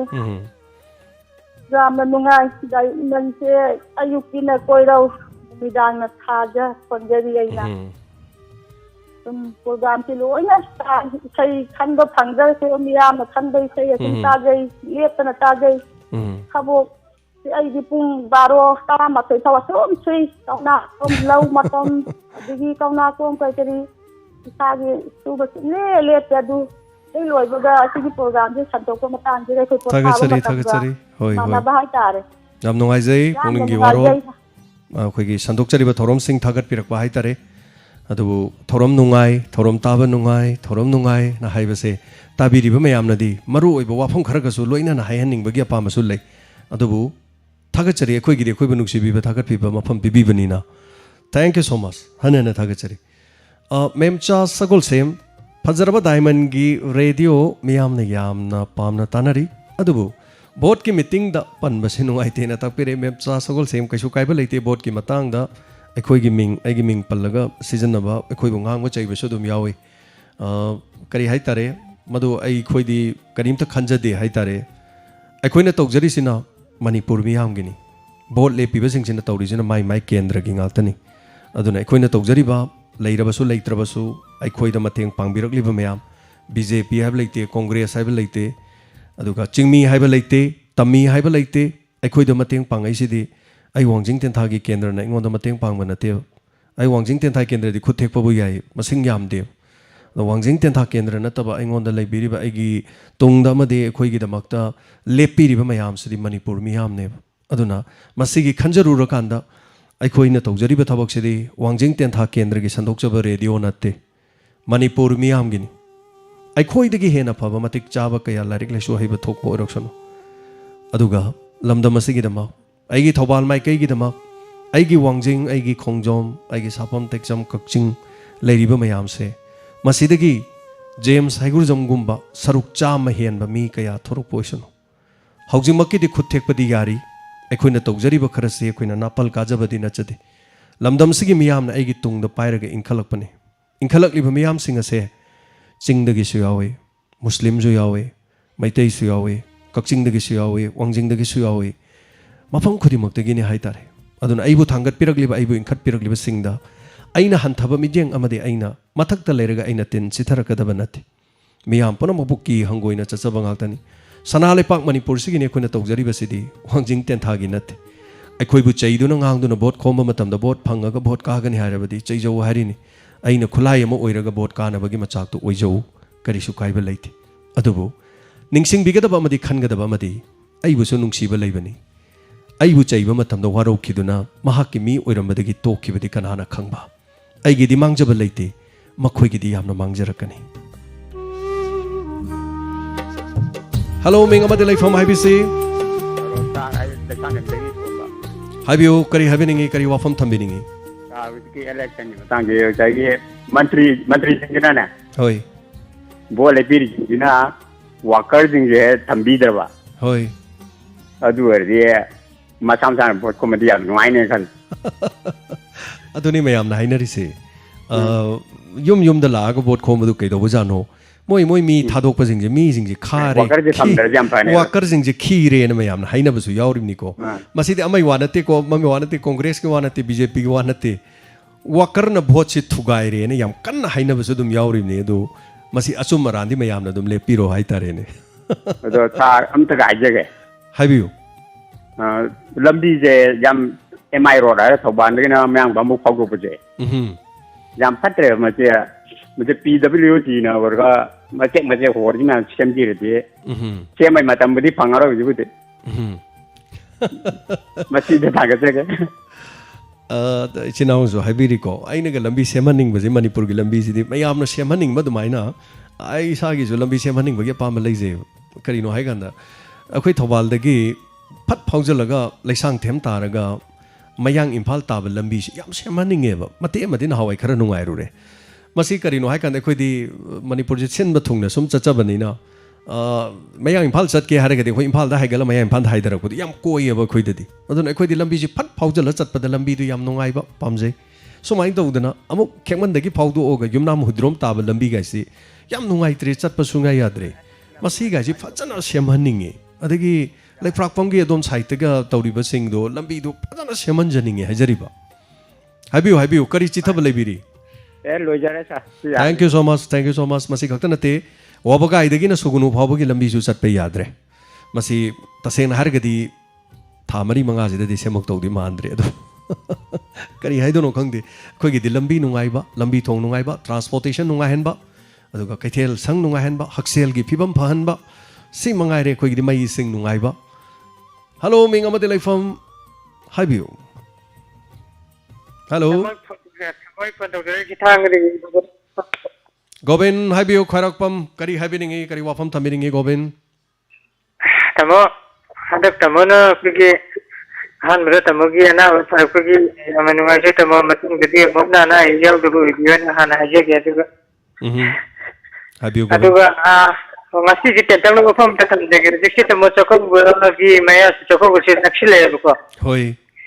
ꯑꯗꯣ ꯆꯥꯛꯀꯧꯕ ꯅꯛꯁꯤꯜꯂꯛꯄꯅꯤꯅ ꯅꯅꯥꯎ ꯍꯥꯏꯖꯅꯤꯡꯉꯤꯁꯦ ꯑꯩꯈꯣꯏꯒꯤ ꯗꯤꯐꯔꯦꯟꯠꯂꯤ ꯑꯦꯕꯜꯁꯤꯡꯒꯤ ꯑꯩꯈꯣꯏꯒꯤ ꯄꯤꯐꯝ ꯊꯣꯛꯄ ꯄꯩꯁꯥꯁꯤꯡ ꯍꯥꯏꯇꯥꯔꯦ ꯃꯣꯏꯒꯤ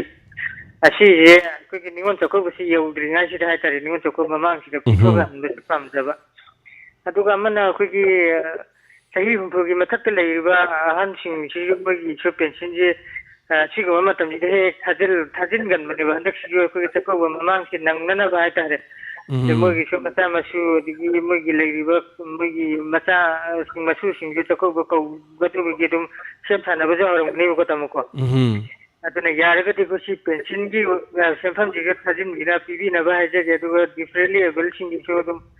ꯃꯣꯏꯒꯤ ꯐꯪꯐꯝ ꯊꯣꯛꯄ ꯄꯩꯁꯥꯁꯤ ꯌꯥꯝꯃꯁꯨ ꯌꯥꯝꯗ꯭ꯔꯒꯁꯨ ꯈꯖꯤꯛꯇꯪ ꯅꯤꯉꯣꯜ ꯆꯥꯛꯀꯧꯕ ꯃꯃꯥꯡꯁꯤꯗ ꯊꯥꯖꯤꯟꯕꯤꯅꯕ ꯍꯥꯏꯅ ꯍꯥꯏꯖꯒꯦ ꯇꯧꯕ ꯑꯗꯨꯒ ꯃꯣꯏꯒꯤ ꯗꯤꯐꯔꯦꯟꯠꯂꯤ ꯑꯦꯕꯜꯁꯤꯡꯗꯁꯨ ꯑꯩꯈꯣꯏꯒꯤ ꯌꯨꯝ पान मैम यूम पान मैं लुपा 1,500,000 करीसु कोनब नटेब यारगदी सेंफमजे अखोई निगोन चकोब यौद्रिङाइसिद अखोई थाजिनबिरनब हाइगदा डिसेम्बर मया यौगदी कोड ऑफ कंडक्ट सिदुम लाइगरनिब फेब्रुवारीदा पांथोकदोबनिना अदुना सि यौद्रिङाइसिद पैसाजे खतंग निगोन चकोब सि yang nanghanब आदि हानगि लेहौबदि सिंदु पिथोकपियो हाइबगा फनसि थामजगे तम थैंक यू तम थागचरी गोविन अनना थागचरी मथंगी कॉलर अमदमो खुदोंग चाबा पिजरी हेलो मिंग अमदि लेफम हाबिसे हेलो इमनाम उदोम अवांग लकाइदगी लेमा तराम रोकचरी हाबियो करी वफम थंबिनिंगी होजी भोट की लांगनरिजे सा सिदाई सिदा चाको मया जिदा लाइबक तीदना पांदना लैगिदब यावरदी करी नोबा तौदोइजे असदुगी खनबदबु मथा सारे अदो उखगी भोट से वाकर दे वाकर द लोई लेयबा मंत्री एमएलए जिंगिदी कैमता कनो तौददबा अदो वाकर सी होय वाकर जिदा लेयबा वाकर जे नुसीददी भोट पिनिंगदिए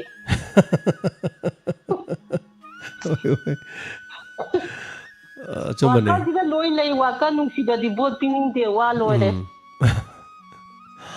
चुमने अदो अदो हाइदो हाइदो के तौबने थैंक यू सो मच चुमने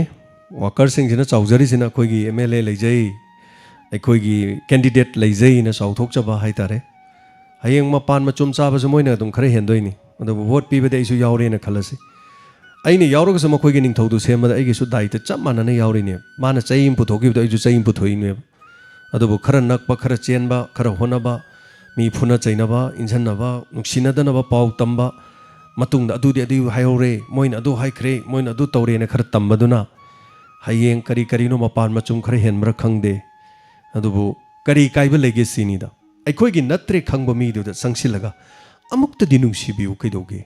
बोचे अमुक्तगा हंतक अखोइदम तो पियोमी हयेंग लेखाइसिगी फनब तौमिना सेमे फजना अमत नुंसिबिउ गाना समाइना हाइबसिबु करी तौबजानु खंगदे मखोइ मखोइगी अखोइगी न मी खाइदोंनरगा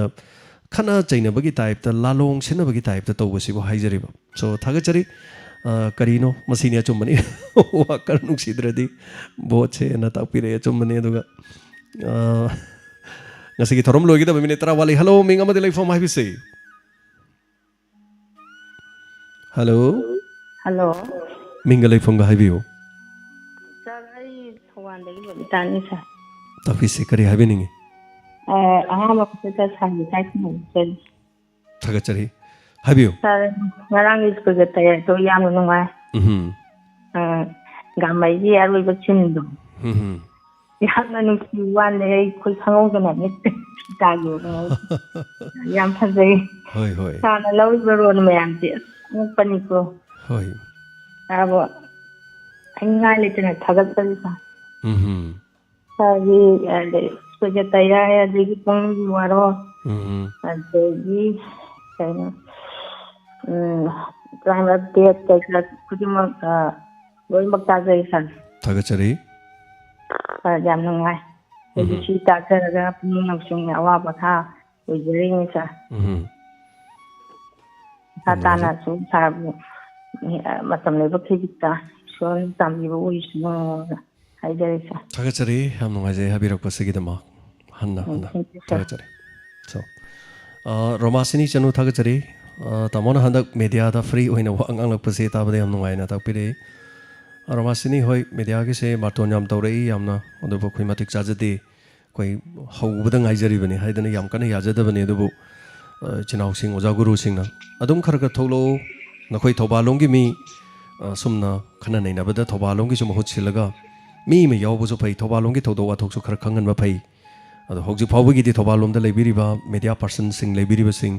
ꯑꯁꯨꯝꯅ ꯊꯣꯛꯂꯛꯑꯒ ꯊꯕꯛ ꯏꯪꯈꯥꯡꯗ ꯌꯥꯎꯕ ꯁꯨꯃꯥꯏꯅ ꯇꯧꯕꯁꯦ ꯈꯔ ꯋꯥꯠꯂꯤ ꯑꯗꯨꯅ ꯊꯧꯕꯥꯜꯒꯤ ꯂꯩꯔꯤꯕ ꯃꯌꯥꯝ ꯀꯦꯟꯗ꯭ꯔ ꯑꯩꯈꯣꯏ ꯀꯛꯆꯤꯡ ꯌꯥꯎꯔꯒ ꯍꯥꯏꯇꯥꯔꯦ ꯀꯦꯟꯗ꯭ꯔ 10ꯁꯤꯒꯤ ꯃꯍꯨꯠ ꯁꯤꯜꯂꯒ ꯑꯗꯨꯕꯨ ꯐꯖ ꯐꯖꯕ ꯋꯥꯐꯝꯁꯤꯡ ꯊꯝꯅꯅꯕ ꯏꯅꯥꯎꯁꯨ ꯍꯣꯠꯅꯕꯤꯌꯨ ꯍꯥꯏꯗꯅ ꯂꯩꯕꯤꯔꯤꯕ ꯑꯣꯖꯥ ꯒꯨꯔꯨꯅ ꯌꯥꯝ ꯇꯥꯛꯄꯤꯔꯛꯏ ꯑꯗꯨꯅ ꯁꯨꯝ ꯈꯔ ꯈꯔ ꯍꯣꯠꯅꯖꯩ ꯍꯥꯏꯇꯥꯔꯦ ꯂꯥꯏꯔꯤꯛ ꯈꯔ ꯄꯥꯖꯩ ꯑꯃꯒꯤꯁꯨ ꯁꯣꯛꯇꯅꯕ ꯍꯣꯠꯅꯖꯩ ꯑꯗꯨꯒ ꯑꯩꯈꯣꯏꯒꯤꯗꯤ ꯄꯨꯝꯅꯃꯛꯅ ꯃꯥꯏ ꯄꯥꯛꯄꯗꯨꯅꯤ ꯃꯥꯏꯊꯤꯕ ꯅꯠꯇꯦ ꯄꯨꯝꯅꯃꯛ ꯑꯩꯒꯤ ꯐꯨꯔꯨꯞ ꯆꯥ ꯉꯥꯛꯇꯅꯤ ꯑꯩꯒꯤ ꯏꯔꯩ ꯆꯥ ꯉꯥꯛꯇꯅꯤ ꯍꯥꯏꯇꯥꯔꯦ ꯁꯣ ꯊꯦꯡꯛ ꯌꯨ ꯁꯣ ꯃꯆ ꯍꯥꯏꯕꯤꯔꯛꯄꯁꯤꯒꯤꯗꯃꯛ ꯑꯗꯨꯒ ꯍꯦꯜꯂꯣ ꯃꯤꯡ ꯑꯃꯗꯤ ꯂꯩꯐꯝ ꯍꯥꯏꯕꯤꯁꯤ ꯍꯜꯂꯣ ꯍꯜꯂꯣ ꯑꯩ ꯍꯩꯔꯣꯛꯇꯒꯤ ꯇꯣꯝꯕ ꯇꯔꯥꯝ ꯅꯣꯛꯆꯔꯤ ꯍꯥꯏꯕꯤꯌꯨ ꯀꯔꯤ ꯍꯥꯏꯕꯤꯅꯤꯡꯉꯤ ꯍꯩꯔꯣꯛꯀꯤ ꯃꯇꯥꯡꯗ ꯋꯥꯐꯝ ꯑꯗꯨꯕꯨ ꯀꯠꯆꯒꯦ ꯇꯧꯕ ꯍꯥꯏꯕꯤꯌꯨ ꯇꯥꯃꯣ ꯍꯟꯗꯛꯀꯤ ꯑꯁꯣꯛꯄ ꯍꯥꯏꯇꯥꯔꯦ ꯉꯔꯥꯡꯒꯤ ꯑꯁꯣꯛꯄꯁꯤꯒꯤ ꯃꯇꯥꯡꯗ ꯑꯩꯈꯣꯏꯒꯤ ꯁꯣꯛꯈꯤꯕ ꯃꯤꯗꯨꯅ ꯃꯌꯥꯝꯒꯤ ꯃꯤꯅꯨꯡꯁꯤ ꯑꯃ ꯂꯩꯕꯅꯤꯅ ꯃꯌꯥꯝꯅ ꯉꯁꯥꯏꯒꯤ ꯀꯔꯤꯒꯤꯗꯃꯛꯇ ꯃꯉꯣꯟꯗ ꯑꯗꯨꯛ ꯌꯣꯠꯅ ꯅꯠꯇ꯭ꯔꯒ ꯊꯥꯡꯅ ꯌꯥꯟꯕꯤꯔꯤꯕꯅꯣ ꯀꯩꯅꯣ ꯇꯧꯕꯤꯔꯤꯕꯅꯣ ꯀꯔꯝꯕ ꯂꯣꯟ ꯑꯣꯏꯔꯒꯁꯨ ꯍꯥꯏꯕ ꯋꯥꯈꯜ ꯑꯃ ꯃꯌꯥꯝꯅ ꯆꯤꯡꯁꯤꯟꯕꯤꯔꯤꯀꯣ ꯑꯩꯅ ꯈꯜꯂꯤꯕꯅ ꯇꯥꯃꯣꯗꯗꯤ ꯉꯁꯤ ꯌꯣꯠꯅ ꯁꯣꯛꯂꯗꯤꯀꯣ ꯑꯩꯉꯣꯟꯗꯁꯨ ꯁꯣꯛꯑꯣꯗꯦꯀꯣ ꯑꯗꯨ ꯃꯥꯅ ꯁꯣꯏꯁꯤ ꯀꯔꯤꯒꯤꯅꯤ ꯃꯉꯣꯟꯗ ꯀꯅꯥꯅ ꯀꯔꯤ ꯇꯧꯔꯝꯒꯅꯤ ꯀꯔꯤ ꯍꯥꯏꯔꯝꯒꯅꯤ ꯀꯃꯥꯏꯅ ꯇꯧꯔꯝꯒꯅꯤ ꯑꯗꯨꯒꯨꯝꯕ ꯃꯥꯒꯤ ꯊꯃꯣꯏ ꯁꯣꯛꯄ ꯃꯥꯒꯤ ꯑꯔꯣꯏꯕ ꯑꯃ ꯂꯥꯛꯄꯗꯒꯤ ꯃꯥꯁꯨ ꯀꯔꯤꯒꯨꯝꯕ ꯑꯃ ꯇꯧꯅꯤꯡꯗꯅ ꯇꯧꯕ ꯅꯠꯇꯦ ꯃꯥꯁꯨ ꯃꯌꯨꯝ ꯃꯀꯩ ꯃꯩ ꯆꯥꯏꯕꯅꯤ ꯑꯗꯨꯒꯨꯝꯕ ꯑꯃ ꯂꯩꯔꯝꯒꯅꯤ ꯑꯩꯈꯣꯏꯒꯤ ꯍꯩꯔꯣꯛꯇ ꯙꯝꯀꯥ ꯇꯧꯕ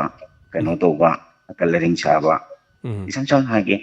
ꯑꯌꯨꯛ ꯅꯨꯡꯊꯤꯜꯒꯤ ꯃꯇꯝꯗ ꯌꯨꯝ 9 ꯊꯨꯒꯥꯏꯕ ꯃꯇꯝꯗ ꯍꯩꯔꯣꯛꯇ ꯄꯨꯂꯤꯁ ꯏꯁꯇꯦꯁꯟ ꯂꯩꯔꯤꯕ ꯒꯦꯗꯦꯞ ꯂꯩꯔꯤꯕ SPO 3 ꯂꯩꯔꯤꯕ ꯊꯧꯕꯥꯜꯗꯒꯤ ꯂꯥꯛꯄꯅꯦ ꯍꯥꯏꯔꯒꯗꯤ ꯀꯟꯕ ꯉꯝꯗ꯭ꯔꯦ ꯌꯨꯝꯁꯤꯡꯁꯦ ꯍꯥꯏꯁꯦ ꯏꯅꯛ ꯅꯛꯅ ꯂꯩꯔꯤꯕ ꯍꯩꯔꯣꯛꯇ ꯄꯨꯂꯤꯁ ꯏꯁꯇꯦꯁꯟ ꯂꯩꯔꯒ ꯀꯟꯕ ꯉꯝꯗ꯭ꯔꯤꯕꯅꯤ ꯀꯟꯗ꯭ꯔꯤꯕ꯭ꯔꯥ ꯀꯜꯂꯤꯕ꯭ꯔꯥ ꯎꯁꯤꯟꯅꯗ꯭ꯔꯤꯕ꯭ꯔꯥ ꯂꯥꯛꯂꯤꯕ꯭ꯔꯥ ꯈꯨꯗꯤꯡꯃꯛ ꯋꯥꯈꯜ ꯃꯨꯟꯅ ꯈꯟꯊꯔꯒ ꯇꯥꯕꯤꯔꯤꯕ ꯃꯌꯥꯝꯅꯁꯨ ꯑꯗꯒꯤ ꯃꯦꯗꯤꯌꯥ ꯀꯥꯡꯕꯨꯅꯁꯨ ꯌꯥꯝꯅ ꯀꯨꯞꯅ ꯀꯔꯝꯅ ꯆꯨꯝꯃꯝꯒꯅꯤ ꯀꯔꯝꯕ ꯃꯑꯣꯡ ꯑꯅꯤꯃꯛꯀꯤ ꯄꯥꯎ ꯂꯧꯕꯤꯔꯒ ꯆꯨꯝꯅ ꯀꯔꯝꯕꯅ ꯂꯥꯜꯂꯝꯒꯅꯤ ꯂꯥꯜꯂꯝꯃꯣꯏ ꯍꯥꯏꯕꯁꯤ ꯄꯥꯎ ꯑꯅꯤꯃꯛ ꯐꯪꯕ ꯃꯇꯝꯗ ꯃꯁꯥꯅ ꯃꯔꯥꯏꯅ ꯑꯗꯨꯝ ꯈꯪꯖꯒꯗꯕ ꯂꯩꯔꯕꯅꯤ ꯍꯦꯛ ꯌꯦꯡꯕꯗꯗꯤ ꯁꯣꯛꯏꯕꯅꯤꯅ ꯃꯌꯥꯝꯒꯤ ꯅꯨꯡꯉꯥꯏꯇꯕꯗꯨꯒꯤ ꯑꯃꯗꯤ ꯑꯗꯨꯝ ꯂꯩꯖꯩ ꯑꯗꯨꯕꯨ ꯑꯩ ꯋꯥꯈꯜꯗꯗꯤ ꯇꯥꯕꯤꯔꯤꯕ ꯈꯨꯗꯤꯡꯃꯛꯅꯁꯨ ꯈꯤꯇꯪ ꯋꯥꯈꯜ ꯈꯟꯊꯔꯒ ꯃꯁꯤ ꯀꯔꯤꯒꯨꯝꯕ ꯑꯃꯗꯒꯤ ꯑꯣꯏꯔꯝꯕ ꯌꯥꯏ ꯍꯥꯏꯕ ꯑꯩꯈꯣꯏꯒꯤ ꯉꯥꯏꯅꯕꯒꯤ ꯀꯩꯅꯣ ꯑꯃꯈꯛ ꯂꯩꯕꯁꯤꯅ ꯑꯩꯈꯣꯏꯁꯤ ꯍꯌꯦꯡ ꯐꯥꯎꯕꯒꯤ ꯑꯗꯨꯝ ꯃꯊꯪ ꯂꯃꯟ ꯈꯨꯝꯅꯗꯅ ꯂꯩꯍꯧꯒꯗ꯭ꯔꯥ ꯍꯥꯏꯕꯒꯤ ꯃꯤꯄꯥꯏꯕ ꯑꯃ ꯄꯣꯛꯏ ꯃꯗꯨꯅ ꯃꯁꯤ ꯇꯧꯕꯤꯗꯅꯕ ꯃꯔꯤ ꯂꯩꯅꯕꯁꯤꯡꯅ ꯌꯥꯝꯅ ꯀꯨꯞꯅ ꯁꯦꯟꯅꯕꯤꯌꯨ ꯍꯥꯏꯅ ꯃꯌꯥꯝꯒꯤ ꯃꯐꯝꯗ ꯑꯃꯁꯨꯡ ꯁꯔꯀꯥꯔꯒꯤ ꯃꯐꯝꯗ ꯍꯟꯅ ꯅꯣꯜꯂꯨꯛꯆꯩ ꯊꯥꯒꯠꯆꯔꯤ ꯏꯆꯤꯟꯅꯥꯎ ꯋꯥꯐꯝꯁꯤꯃ ꯊꯝꯕꯤꯔꯛꯄꯁꯤꯒꯤꯗꯃꯛ ꯍꯟꯅ ꯃꯤꯅꯤꯠ 5 ꯈꯛꯇ ꯉꯥꯏꯈ꯭ꯔꯦ ꯉꯁꯤꯒꯤ ꯊꯧꯔꯝꯁꯤꯒꯤ ꯃꯈꯥ ꯆꯠꯊꯖꯔꯛꯄꯗ ꯂꯦꯝꯍꯧꯔꯤꯕ ꯃꯤꯅꯤꯠ ꯈꯔꯁꯤꯗ ꯀꯅꯥꯅ ꯀꯔꯤ ꯍꯥꯏꯔꯦ ꯍꯥꯏꯕ ꯈꯪꯃꯤꯟꯅꯈꯤꯁꯤ ꯑꯗꯨꯒ ꯍꯩꯔꯣꯛꯇꯒꯤ ꯄꯥꯎ ꯇꯝꯕꯤꯔꯛꯄꯅꯤ ꯄ꯭ꯔꯖꯥ ꯑꯃ ꯑꯣꯏꯅ ꯃꯐꯝ ꯑꯗꯨꯗ ꯊꯣꯛꯈꯤꯕ ꯊꯧꯗꯣꯛ ꯑꯗꯨꯒꯤ ꯆꯦꯛꯁꯤꯜꯍꯟꯅꯤꯡꯕ ꯑꯆꯨꯝꯕ ꯑꯔꯥꯟꯕ ꯊꯤꯗꯣꯛꯍꯟꯅꯤꯡꯕ ꯍꯥꯏꯇꯥꯔꯦ ꯍꯜꯂꯣ ꯃꯤꯡ ꯑꯃꯗꯤ ꯂꯩꯐꯝ ꯍꯥꯏꯕꯤꯁꯤ ꯍꯜꯂꯣ ꯑꯩ ꯔꯣꯍꯥꯗꯒꯤ ꯏꯃꯥ ꯇꯥꯎꯟꯕꯤ ꯑꯩ ꯏꯆꯥꯅ ꯃꯤꯡ ꯐꯪꯉꯤꯕ ꯖꯦꯝꯁ ꯖꯦꯛꯁꯅꯥꯔꯤ ꯍꯥꯏꯕꯗꯣ ꯑꯗꯨ ꯏꯃꯥꯗꯨꯅꯤ ꯍꯥꯏꯕꯤꯌꯨ ꯑꯩ ꯅꯨꯡꯉꯥꯏ ꯏꯄꯥꯒꯤ ꯄꯥꯎꯔꯝ ꯇꯥꯕꯗ ꯑꯗꯣ ꯍꯧꯖꯤꯛ ꯃꯌꯥꯝꯅ ꯍꯥꯏꯔꯤꯕ ꯖꯦꯅꯦꯔꯦꯁꯟꯒꯤ ꯄꯥꯎꯁꯦ ꯅꯨꯡꯉꯥꯏꯇꯦ ꯇꯥꯕꯗ ꯕꯣꯠꯄꯨ ꯈꯠꯅꯔꯒ ꯆꯩꯅꯔꯒ ꯃꯨꯛꯅꯔꯒ ꯄꯥꯟꯗꯟ ꯂꯧꯅꯦꯅ ꯈꯜꯂꯤꯕ ꯃꯤꯑꯣꯏꯁꯤꯡꯁꯦ ꯏꯃꯥꯒꯤ ꯋꯥꯈꯜꯗ ꯑꯄꯪꯕꯅꯦꯅ ꯈꯜꯂꯤ ꯃꯁꯥꯒꯤ ꯒ꯭ꯌꯥꯟ ꯇꯥꯅ ꯀꯅꯥꯗ ꯄꯤꯁꯤꯒꯦ ꯀꯩꯗꯧꯁꯤꯒꯦꯅ ꯑꯃꯃꯅꯤ ꯇꯥꯟꯅꯔꯒ ꯂꯣꯏꯔꯕꯗꯨꯗ ꯏꯁꯥꯗꯤ ꯇꯦꯟꯊꯥ ꯂꯩꯔꯨꯕꯅꯤ ꯍꯧꯖꯤꯛ ꯌꯨꯝꯗ ꯏꯄꯥꯝꯗ ꯂꯩꯔꯦ ꯋꯥꯒꯥꯏꯗ ꯂꯥꯏꯕꯛ ꯊꯤꯕꯗꯒꯤ ꯑꯗꯨꯕꯨ ꯋꯥꯒꯥꯏꯗꯗꯤ ꯈꯠꯅ ꯆꯩꯅꯕ ꯚꯣꯠ ꯌꯥꯝꯕ ꯊꯣꯛꯄ ꯇꯥꯗꯦ ꯃꯥ ꯊꯣꯛꯄ ꯇꯝꯅ ꯀꯩꯗꯧꯁꯤꯒꯦ ꯀꯅꯥ ꯁꯤꯒꯦ ꯍꯥꯏꯕꯗꯤ ꯇꯥꯏ ꯑꯗꯨ ꯍꯩꯔꯣꯛꯀꯤ ꯄꯥꯎꯁꯨ ꯇꯥꯔꯦ ꯋꯥꯡꯖꯤꯡ ꯇꯦꯟꯊꯥꯒꯤ ꯄꯥꯎꯁꯨ ꯇꯥꯔꯦ ꯇꯦꯟꯊꯥꯗꯁꯨ ꯅꯣꯡꯃꯩ ꯀꯥꯞꯅꯕ ꯇꯥꯔꯦ ꯀꯅꯥꯗ ꯌꯦꯡꯁꯤꯟꯅꯕꯁꯦ ꯀꯥꯞꯄꯤꯅꯣꯕ ꯅꯣꯡꯃꯩ ꯆꯤꯡꯗꯣꯟꯗꯨꯗ ꯄꯥꯜꯂꯤꯕ ꯃꯐꯝꯗꯨꯗ ꯚꯣꯠ ꯊꯥꯗꯔꯒ ꯚꯣꯠ ꯐꯪꯒꯗ꯭ꯔꯕ ꯁꯤ ꯃꯁꯥꯅ ꯂꯣꯏ ꯒ꯭ꯌꯥꯟ ꯂꯩꯔꯕ ꯂꯩꯕꯥꯛ ꯉꯥꯛꯇꯅꯤ ꯑꯉꯥꯡ ꯑꯃꯇ ꯅꯠꯇꯦ ꯑꯍꯟ ꯅꯠꯇꯦ ꯂꯣꯏꯅꯃꯛ ꯚꯣꯇꯔ ꯔꯥꯏꯠ ꯂꯩꯔꯕ ꯒ꯭ꯌꯥꯟ ꯂꯩꯔꯕ ꯃꯤꯁꯤꯡꯁꯤꯅ ꯚꯣꯠꯇꯨꯕꯨ ꯑꯁꯨꯛ ꯌꯥꯝꯅ ꯀ꯭ꯔꯥꯏꯝ ꯊꯣꯛꯂꯤꯁꯦ ꯀꯔꯤꯒꯤꯅꯣꯕ ꯇꯥꯕꯗ ꯑꯍꯜ ꯑꯣꯏꯔꯁꯨ ꯏꯃꯥ ꯑꯩ ꯅꯨꯡꯉꯥꯏꯖꯗꯦ ꯃꯁꯤ ꯑꯩꯒꯤ ꯃꯣꯠꯇꯗꯤ ꯇꯧꯕꯤꯅꯨ ꯅꯨꯡꯁꯤꯒ ꯄ꯭ꯔꯦꯝꯗ ꯐꯖꯅ ꯁꯍꯖꯣꯛ ꯇꯧꯔꯒ ꯑꯩ ꯃꯌꯥꯝꯒꯤ ꯁꯦꯕꯥ ꯇꯧꯖꯒꯦ ꯄꯨꯛꯅꯤꯡ ꯆꯪꯅ ꯑꯋꯥꯠ ꯑꯄꯥ ꯄꯨꯝꯅꯃꯛ ꯇꯧꯖꯒꯦ ꯑꯩꯕꯨ ꯚꯣꯠ ꯅꯨꯡꯁꯤꯕꯤꯗꯨꯅ ꯊꯥꯒꯠꯄꯤꯌꯨ ꯍꯥꯏꯅ ꯐꯖꯅ ꯂꯦꯝꯅ ꯆꯠꯂꯒ ꯚꯣꯠ ꯄꯤꯕꯗꯨꯅ ꯐꯠꯇ꯭ꯔꯥ ꯍꯥꯏꯅ ꯏꯃꯥꯅ ꯈꯜꯂꯦ ꯑꯗꯨꯒ ꯑꯔꯣꯏꯕꯗ ꯏꯃꯥꯅ ꯍꯥꯏꯅꯤꯡꯕ ꯑꯃꯅ ꯏꯁꯩꯁꯤꯃ ꯈꯟꯕ ꯐꯪꯗ꯭ꯔꯦ ꯑꯍꯟꯒꯤ ꯅꯍꯥꯒꯤ ꯑꯃꯨꯛꯇꯪ ꯌꯥꯝꯅ ꯈꯥꯏꯗꯣꯛꯄꯤꯔꯒ ꯑꯍꯜ ꯑꯣꯏꯕ ꯑꯩꯈꯣꯏꯁꯨ ꯁꯔꯨꯛ ꯑꯃꯨꯛꯇꯁꯨ ꯁꯤꯔꯤꯉꯩ ꯌꯥꯕꯗꯣ ꯄꯥꯝꯖꯩꯌꯦ ꯑꯗꯨ ꯍꯥꯏꯒꯦ ꯇꯧꯕꯅꯤ ꯏꯃꯥꯒꯤ ꯏꯁꯩꯗꯣ ꯑꯃꯨꯛꯇ ꯍꯥꯏꯕꯤꯔꯛꯑꯣ ꯏꯁꯩꯗꯣ ꯅꯍꯥꯟꯃꯨꯛꯁꯨ ꯍꯥꯏꯈ꯭ꯔꯦ ꯃꯅꯦꯅ ꯃꯃꯧꯗ ꯋꯥ ꯇꯥꯟꯅꯕꯒꯤ ꯂꯥꯛꯑꯣ ꯐꯝꯃꯣ ꯂꯥꯛꯑꯣ ꯋꯥꯔꯤ ꯂꯤꯒꯦ ꯂꯥꯛꯑꯣ ꯇꯧꯕ ꯁꯣꯏꯗꯅ ꯊꯥꯍꯟꯖꯔꯛꯀꯦ ꯏꯃꯥ ꯍꯣꯏ ꯊꯥꯒꯠꯆꯔꯤ ꯃꯃꯧꯗꯣ ꯃꯅꯦꯝꯗꯣ ꯍꯤꯡꯆꯥꯕꯤꯗꯣ ꯇꯧꯒꯗꯧꯔꯝꯃꯅꯤ ꯑꯗꯨꯝꯕ ꯇꯥꯅꯤꯡꯉꯦ ꯃꯅꯦꯅ ꯃꯃꯧꯗ ꯐꯝꯃꯤꯟꯅꯒ ꯋꯥꯔꯤ ꯁꯥꯕ ꯏꯁꯩꯗꯣ ꯊꯥꯒꯠꯆꯔꯤ ꯏꯃꯥ ꯊꯧꯔꯝꯁꯤ ꯁꯔꯨꯛ ꯌꯥꯕꯤꯔꯛꯄ ꯍꯥꯏꯅꯤꯡꯉꯥꯏ ꯂꯩꯇꯅ ꯊꯥꯒꯠꯆꯔꯤ ꯇꯣꯝꯕꯤꯅ ꯃꯩꯔꯥꯛꯄꯝ ꯗꯥꯏꯃꯟꯒꯤ ꯈꯨꯠꯊꯥꯡꯗ ꯃꯤꯌꯥꯝꯗ ꯊꯝꯖꯅꯤꯡꯕ ꯋꯥꯐꯝꯗꯤ ꯅꯤꯡꯉꯣꯜꯁꯤꯡꯒꯤ ꯉꯝꯖꯕ ꯈꯔ ꯍꯥꯞꯄꯤꯕꯗꯨ ꯏꯔꯝꯗꯝꯒꯤ ꯄꯣꯠꯊꯣꯛ ꯑꯣꯏꯅ ꯍꯟꯗꯛꯀꯤ ꯅꯤꯡꯉꯣꯜ ꯆꯥꯛꯀꯧꯕꯗ ꯍꯥꯞꯄꯤꯌꯨ ꯌꯥꯝꯅ ꯐꯖꯕ ꯋꯥꯐꯝꯅꯤ ꯇꯣꯝꯕꯤꯅ ꯃꯩꯔꯥꯛꯄꯝ इरमदम असिदा साजब इयोंगी फी पुनमकी मयेक पुनमक मपाल लमदमी न लोइना मतौ तमखिदुना लमदम असिदा सारिबा पोलम सिंग असिगा चप मानबा फिरोन कया मपाल लमदगी थाजले मपाल लमदगी थाजलकपन फजबसु हेले ममल होंगबसु हेले लमदम असिदना पोथोक सिंग अदु पोथोकनो होनबदा लंगदगी हौरगा लैरिबा सिंगदो मपानगी लंगाक्ता लैरगा इरम असिगी फी साबा खुचा हाइबा खुटलोइ कया मरुमना खुचा रोल कयाना साबिरगा योलकपा मतमदा मसागी इमुंग मनुंगी सेंथोक खरा सेंदोंग खजिक हापचरगे योलकपा मतमदा पीरिबा ममल अदुदगी मपालमदगी साजलकपा मियानचा सिंगना सारकपा सिंग अदुन ममल होंगना मदुगी मयेक सिंगजु लौखरगा अहोंगबा ममल पोट चै सिंग अदु फंगलकपना खोगी अतांगबा पोट हाइबदु ओइबना खोगी पोट चै सिंग असे पामदबगी मचाक अमा ओइसिलकले असिगुम मतम असिदा मियामना पोट लैबिबा मतमदा तोंगा तोंगानबा लमगी पोथोक लैबगी महत्ता इरमदम असिदा थोकजबा इरमदम असिगी तसेंगना लैजबा पोट सिंग अदुना सिजनबीबा तारबदी अखोगी सेल सिंग असे मपान चटखिदबा याय मनुंग असिदा लेहौबा याय हारिबन थागचरी इंडिया की दिवाली मधुदा कापीबा मैकापी पुनमक तोंगा तोंगा बम्बला मखन मखन मखन कया चाइनीस न इंडिया दा सारगा थाजलगा फेस्टिवल न इंडिया की ओइबा सेंदोंग न चाइना की ओइबा मधुगी मोंग द चप मनना निंगोल चाकोबगी फेस्टिवल न लमदम असिगी ओइबा सेंथोक लंबी पुनमना इंडिया लेंगा की पुनमक ओइबा nga चाक पुनमक सेमदगी हौरगा यूबीदगी हौरगा मपालमदगी पोथोक ngakta सिजनकिबने इरमदम असिदगी पोथोक पुनमक्ति मांगदुना तादुना लेहौबा ngakta ओइ वाफम सिदा हाइबिरकपने थैंक यू सो मच हाइबिरकप तोमिना मैरापम अखोइना अखोइगी पोथोक सिंग योखतपनतना कनाना लाआगा योखतपीगदौरी अदुबु लमदम असिदा यमिनबा तारी ngasiगी थोरमसगी कॉल अनीगुम लकोटपा याबै खुदोंग चाबा लैरी हेलो मिंग अमते लाइफम हाइबिसै हेलो हेलो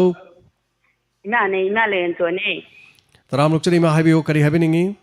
चाय खोजिन ताबसिदा कयाम नुवाइजै नुतिगी तौबसु इकाइजेबा इमाजे था मखाइ था फनी चिति तौरक्तरेको थागचरी मा हाइबियो करी हाइबिनिंगी वाफम सिगी लोइना जनिबम तंग लैबा हाइबियो अदु अखोइगी ममांगी कोलरना सुमयाम हाइबिग्रेको अदे इमाना दोइना हाइलिंगबा वाफम हमगा लैरे आइजु थागतनिंगाइजु लैसेदे लैसांदेंगी अदुगो आइगी इपुरोइबसे असु याम मतम कुइरबसे भोट मफमदा एमएलए अचौबगी ओइजनु प्रधान मेंबगी ओइजनु चा गिलास अमा यु गिलास अमा थकप खांदे मसी दंगा आई इपुरोइबगु डायमंड थागसरी सुमाइना थागसै हाबियो हाबियो अदगी ꯁꯥꯔ ꯑꯣꯖꯤꯅꯁꯨ ꯃꯌꯥꯝ ꯑꯃ ꯐꯖꯅ ꯍꯥꯏꯈ꯭ꯔꯦꯀꯣ ꯑꯗꯨ ꯑꯩꯈꯣꯏꯅ ꯍꯥꯏꯅꯤꯡꯕꯗꯤ ꯏꯁꯥꯅ ꯍꯥꯏꯕꯗꯨꯅ ꯂꯩꯇꯣꯟ ꯁꯦꯡꯕꯗꯤ ꯌꯥꯝ ꯍꯦꯟꯕ ꯏꯃꯥꯅꯗꯤ ꯄꯦꯟꯖꯕ ꯍꯣꯏ ꯍꯣꯏ ꯑꯗꯨꯒ ꯚꯣꯠꯂꯁꯦ BJPꯁꯨ ꯏꯃꯥ ꯏꯄꯥꯅꯤ ꯀꯪꯒ꯭ꯔꯦꯁꯁꯨ ꯏꯃꯥ ꯏꯄꯥꯅꯤ ꯑꯩꯈꯣꯏꯒꯤ ꯄ꯭ꯔꯖꯥꯒꯤ ꯋꯥꯀꯔ ꯁꯨꯛꯌꯥꯎ ꯌꯥꯎꯗꯅ ꯑꯩꯈꯣꯏꯒꯤ ꯂꯝꯗꯝ ꯂꯩꯀꯥꯏ ꯃꯔꯤꯒꯤ ꯑꯣꯏꯕ ꯂꯩꯁꯥꯡꯊꯦꯝꯒꯤ ꯑꯣꯏꯕ ꯊꯧꯕꯥꯜꯒꯤ ꯑꯣꯏꯕ ꯃꯤꯐꯝ ꯑꯃꯗ ꯑꯩꯈꯣꯏꯒꯤ ꯊꯧꯕꯨ ꯑꯣꯏꯒꯗꯧꯔꯤꯕ ꯚꯣꯠ ꯂꯧꯒꯗꯧꯔꯤꯕ BJPꯒꯤ ꯑꯣꯏꯁꯅꯨ ꯀꯪꯒ꯭ꯔꯦꯁꯀꯤ ꯑꯣꯏꯁꯅꯨ ꯃꯐꯝ ꯑꯃꯃꯝꯗ ꯄ꯭ꯔꯖꯥꯒꯤ ꯑꯋꯥꯠ ꯑꯄꯥ ꯃꯦꯟꯈꯠꯆꯒꯦ ꯍꯥꯏꯕ ꯋꯥꯍꯩꯁꯤ ꯍꯥꯏꯔꯒ ꯋꯥꯀꯔꯁꯤ ꯑꯝꯇ ꯌꯥꯎꯗ꯭ꯔꯕ ꯑꯗꯨꯒꯗ ꯏꯃꯥꯁꯤ ꯊꯃꯣꯏꯁꯤ ꯄꯦꯟꯅ ꯃꯌꯦꯛ ꯁꯦꯡꯅ ꯀꯥꯕ ꯄ꯭ꯔꯖꯥꯒꯤ ꯑꯋꯥꯠ ꯑꯄꯥ ꯃꯦꯟꯈꯠꯆꯒꯦ ꯄ꯭ꯔꯖꯥ ꯅꯨꯡꯁꯤꯕꯤꯌꯨ ꯍꯥꯏꯕ ꯋꯥꯐꯝꯗꯣ ꯋꯥꯀꯔ ꯁꯨꯛꯌꯥꯎ ꯌꯥꯎꯗꯅ ꯃꯗꯨ ꯑꯃꯨꯛꯇ ꯇꯧꯗ꯭ꯔꯗꯤ ꯆꯠꯅꯕꯤ ꯑꯣꯏꯔꯒꯗꯤ 이마제 소라렌디 굿는 랑금 방금 하라우제거네바. 와카니 와카니네 안나 통나파나 찐버도. 보로이라바 마담다 와나 찐자베 미나 까나노. 데 퉁톡 톨럭치도 미나 까나노 심마 착항버 크와레 와카리 와칸지. 모기 꼽시. pashayam paibaduna mana yamna wana timiharpe he saba hawai kuba hakiba miduna usanna da bayang kale wakrasina nchigba bhupram BJP wojnu adai Congress wojnu masigi tamthokna ba mahe tatna thana ba malakpase imana yam nungaijada ba thagacharima yam nungaijare mahagi wafam minute ahum thambire matamsu loisile ma hanana thagachari magi wakalon worker sing yahoning dabagi haitare wafam ama thambibani thank you so much hanana thagacharima daga ngasigi aroiba caller ma lokachage hello minga made laifam haibisi hello minga laifam ga na haibiyo aiji ke na maji mutin dagi bom ta haibiyo kari haibiningi haziki khoi bol lipi ba oi oja jing ne khana woina khadu pi ta moina khane no haibi ga mi ngo khutinga haina haibi bi kari kai jano hoi khana na ba abila nangya pomba karagumba laiba thagachari hoi ojagi layeng bibagi haibado adya phone ngam ni labi thagachari oja hanna thagachari matam losilakuna ngasigi di matang asida puningi warol thorom losinjare ngasigi thorom asida sarugi abike bapum nama khaininga letana thagachari thorom asigi ngasigi saruk amo oina puningi warol da saruk abiba hayeng amuk pungpham asida mulaminase nungaiba mapau kaya ga loina na taminase tonga kendra da leibiri ba miyam pono mona nungai yaifabagi wapong ngakta sanase hairoki irang suloibo oikrasanu mari leinaba singna thidok piraga chomaran jingbiraga afaba maikei amada porokpo oirasanu haiba okolon asi thamjari loinana asigumlaba thaudo se matungda amona thoktabo oirasanu haina akhoi niminarasi isorda vote ka kibamina ka kini akhoi de dum lekai de lemina hogani lekai mata de khoi masak hanjan unagada bangaktani ka khargami ado karisu makhoi gi maithong ado khoina yankai chamara uge haba phangdong nati khungong amada khunamada leminari ba meyam panamakti nungti unagadoribani insang lanagadoribani machimana oiba kaya sagaina tai kaya tinari ba maru mapang kaya siba changnagadoribani lohongwa changnagadoribani maduda loina kauthoknaraga nungsina dabagi maikai amada puna na bahonaragumsi achumba mirep apaba apamba domgi apamani adomgi right ni adomgi aningbani adomna piningwa mafamda pibiyu ngasigi damuktadi matang asida pungningi warol thorom loisinjabagi habada logjari tabiriba singu James Haigur jamna mukahna pungningi warol thorom tabiriba singa solution jabai abalok jabol na ponomapu khurumjari